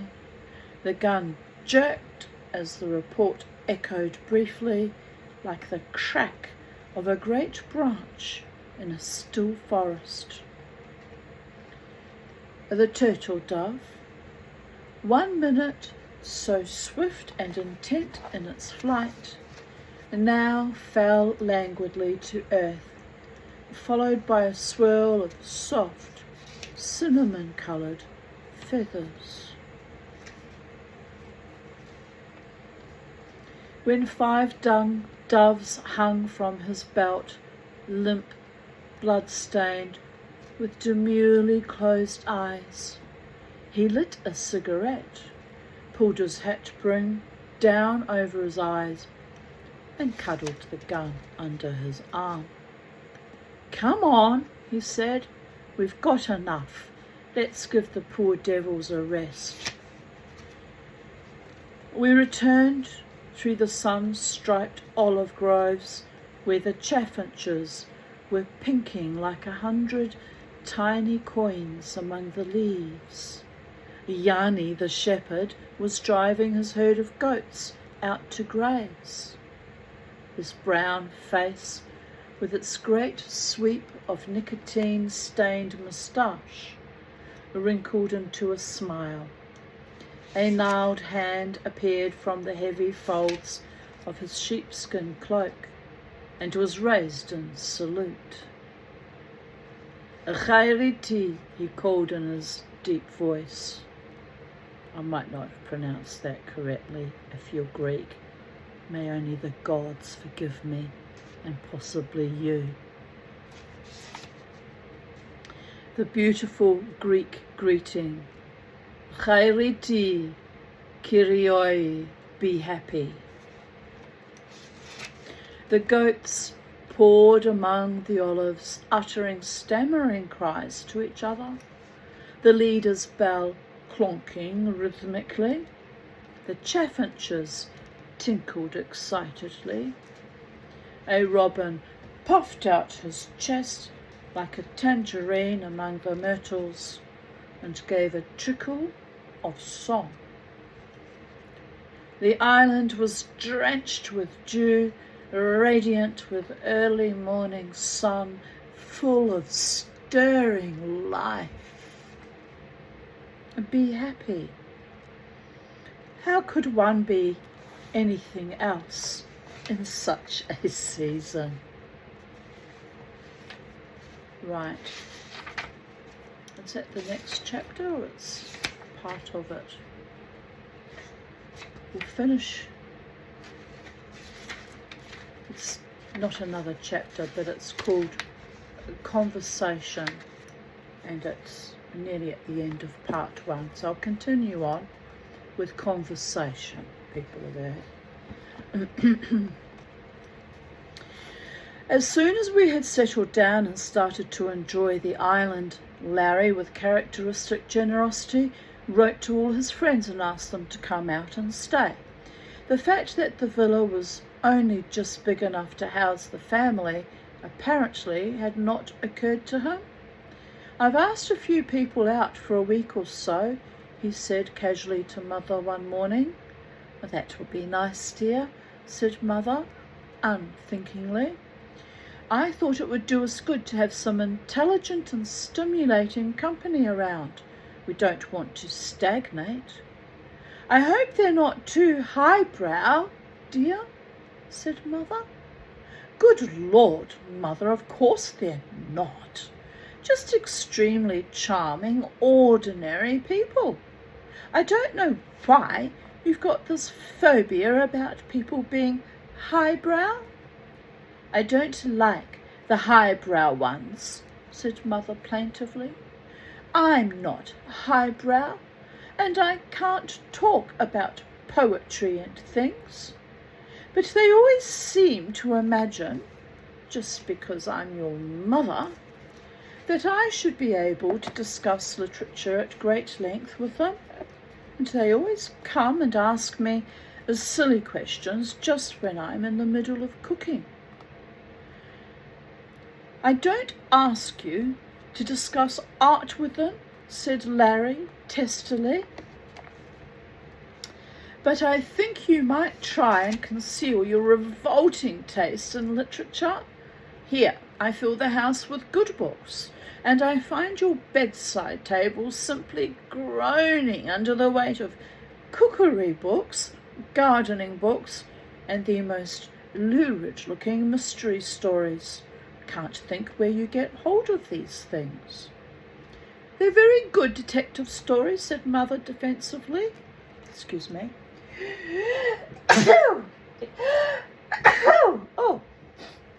Right. "I borrowed them from Theodore." I'm glad I sneezed before I tried to utter Theodore. Can you imagine sneezing out the name Theodore? Anyway, Larry gave a short, exasperated sigh and picked up his book again. "You'd better let the pension Suisse know when they're coming," Mother remarked. "What for?" asked Larry, surprised. "So they can reserve the rooms," said Mother, equally surprised. "But I've invited them to stay here," Larry pointed out. "Larry, you haven't. Really, you are most thoughtless. How can they possibly stay here?" "I really don't see what you're making a fuss about," said Larry coldly. "But where are they going to sleep?" said Mother, distraught. "There's hardly enough room for us as it is." "Nonsense, Mother. There's plenty of room if the place is organised properly. If Margot and Les sleep out on the veranda, that gives you 2 rooms. You and Jerry could move into the drawing room, and that would leave those rooms free." "Don't be silly, dear. We can't all camp out all over the place like gypsies. Besides, it's still chilly at night, and I don't think Margot and Les ought to sleep outside. There simply isn't room to entertain in this villa. You'll just have to write to these people and put them off."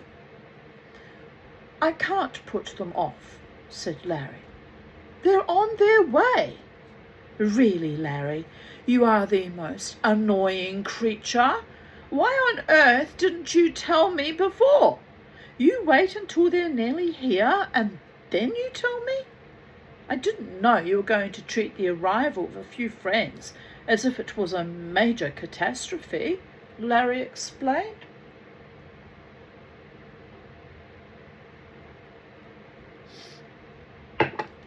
"But dear, It's so silly to invite people when you know there's no room in the villa. I do wish you'd stop fussing, said Larry irritably. There's quite a simple solution to the whole business. What? Asked Mother suspiciously. Well, since the villa isn't big enough, let's move to one that is. Don't be ridiculous. Whoever heard of moving into a larger home because you invited some friends to stay? Excuse me. What's the matter with the idea? It seems a perfectly sensible solution to me. After all, if you say there's no room here, the obvious thing to do is to move. The obvious thing to do is not to invite people, said Mother severely. Yes, I've got marks on my face. Don't know what they're from. The mask only comes... it's probably pushing into my face when I sleep. Well, you know, I was never meant to be a supermodel and shit happens, doesn't it? The poor mama too. The poor mama too. Right. Thank you, Doctor, whom I love dearly, for at least trying to save my life. I fought it every inch of the way, and I avoided it for 23 years. And now I've got sores all over my face. But I forgive you with my purple cyanotic lips. I was just trying to keep me alive, people of Earth. I don't know what for. No one knows, not even the gods. The gods tell me it's for my beautiful life, but I think that they might be a little bit fibbing there. It's not looking good. But attitude is everything, and I have to, I'll have to keep pushing through the portal of dimensionality between this world and the next until I either get my beautiful life in this 3D carnate physicality beingness, or I get the beautiful life in the world to come, however it works according to my destiny.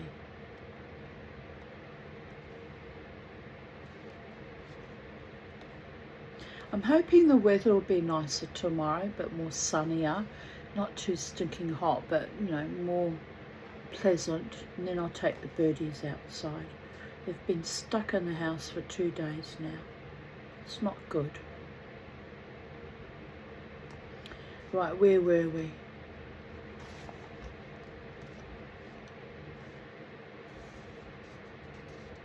I don't think it's good for us to live like hermits, said Larry. I only really invited them for you. They're a charming crowd. I thought you'd like to have them. Liven things up a bit for you. Quite lively enough, thank you, said Mother, with dignity. Well, I don't know what we're going to do. I really don't see why they can't stay in the pension suisse, dear. You can't ask people out to stay with you and then make them live in a third-rate hotel. How many have you invited? Asked Mother. Oh, just a few, 2 or 3. They won't all be coming at once. I expect they'll turn up in batches.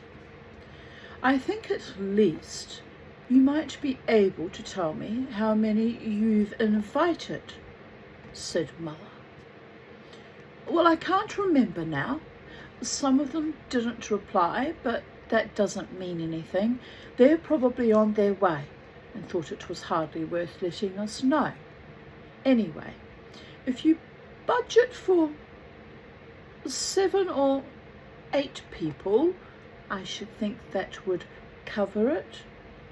You mean including ourselves? No, I mean 7 or 8 people as well as the family. But it's absurd, Larry. We can't possibly fit 13 people into this villa with all the goodwill in the world. Well, let's move then. I've offered you a perfectly sensible solution. I don't know what you're arguing about. But don't be ridiculous, dear. Even if we did move into a villa large enough to house 13 people, what are we going to do with the extra space when they're gone?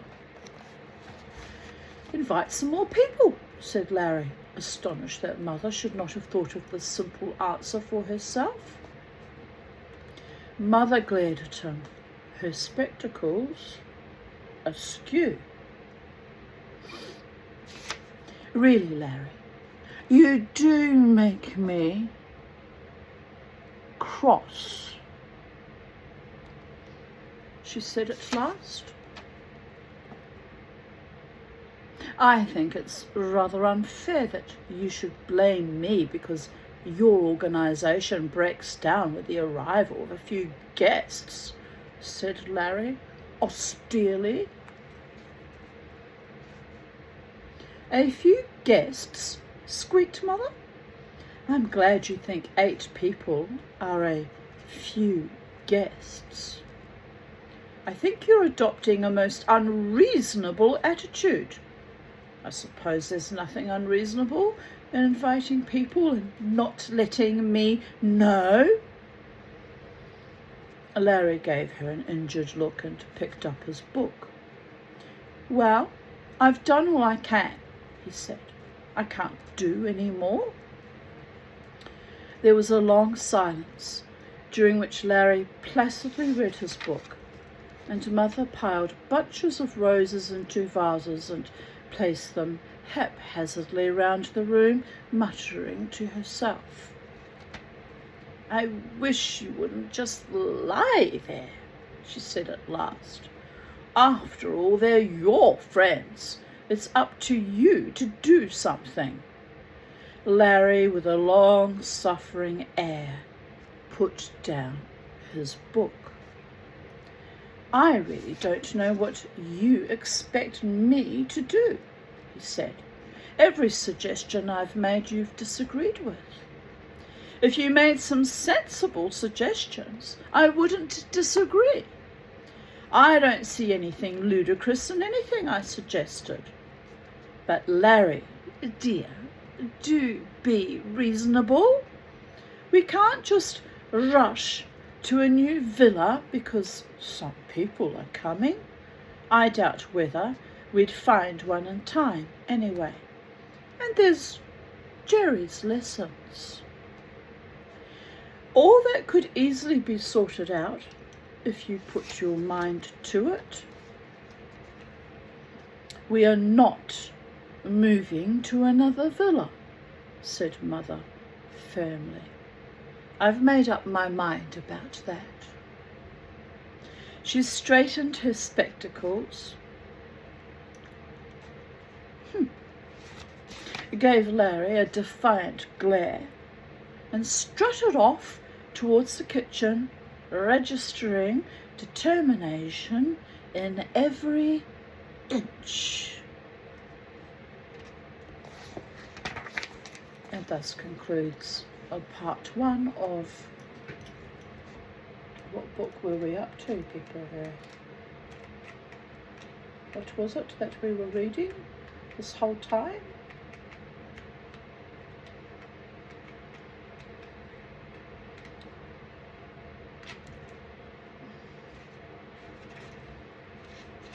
You know, don't you? It's me that can't remember. Dear Goddess. I think it was the family, does it say here? I've lost the title page. The family and other animals, or words to that effect. Yes, My Family and Other Animals. So thus concludes book 1 of My Family and Other Animals. And tomorrow we shall commence part 2,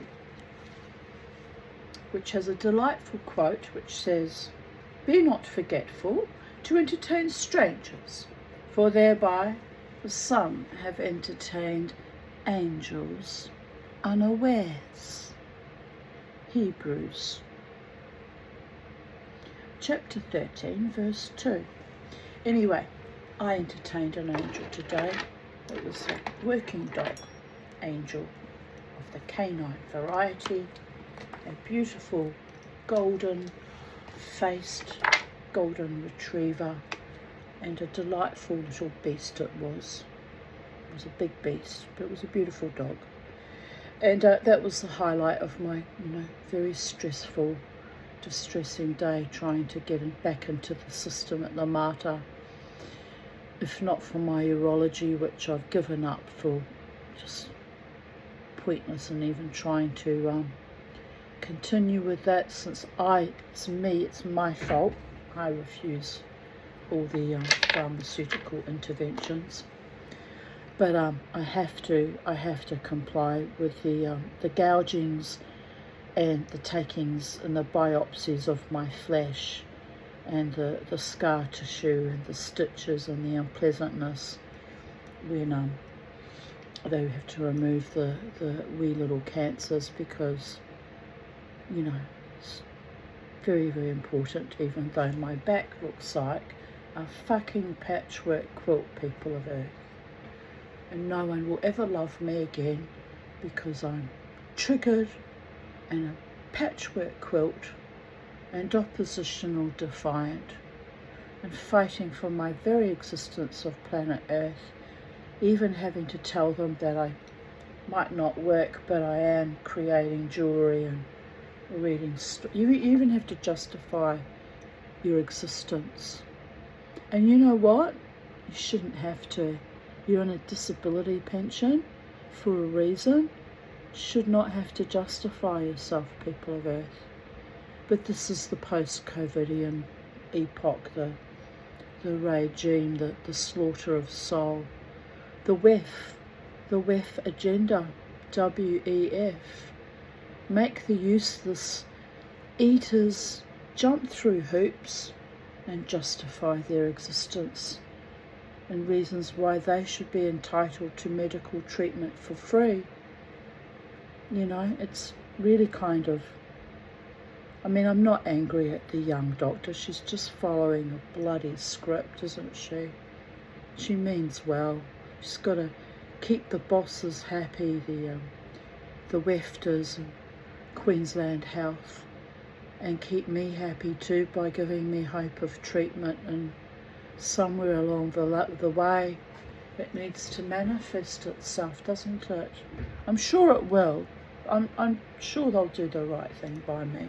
They were more than happy to gift me the Botox treatment had I decided to go along with it. But when I started having panic attacks and nightmares a month before I was due for the interview with the anaesthetist, I said to my psychiatrist, I can't go ahead with it. My whole body is screaming no, and I have to obey this body because it's been put through so much in this lifetime that when it says no, it means no, and I have to protect myself accordingly. So sad but true. But on a happy note, they did take me seriously and did put me on the waiting list. So it's all happening now in a far out way. All I have to do now is wait and hope that, whoever I see at the dermatology department, which will probably be an equally very young, newly graduated doctor, does right by me and my multitudinous pounds of flesh. So there is that. So anyway, on that note, I'm tired now. It's been a day, and I hope you enjoyed the Gerald Durrell story as much as I did. It's delightful. Even made me laugh on a few occasions. And wherever you are in space-time continuum, the sun has set now and it's dirty, num sleepy by time, so I've got to get out of here. But wherever you are, have a beautiful day.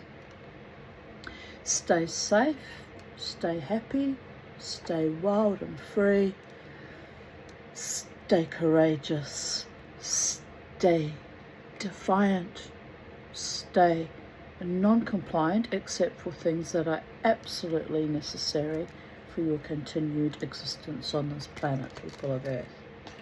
And let the rest just wax on, wax off, find its own equilibrium.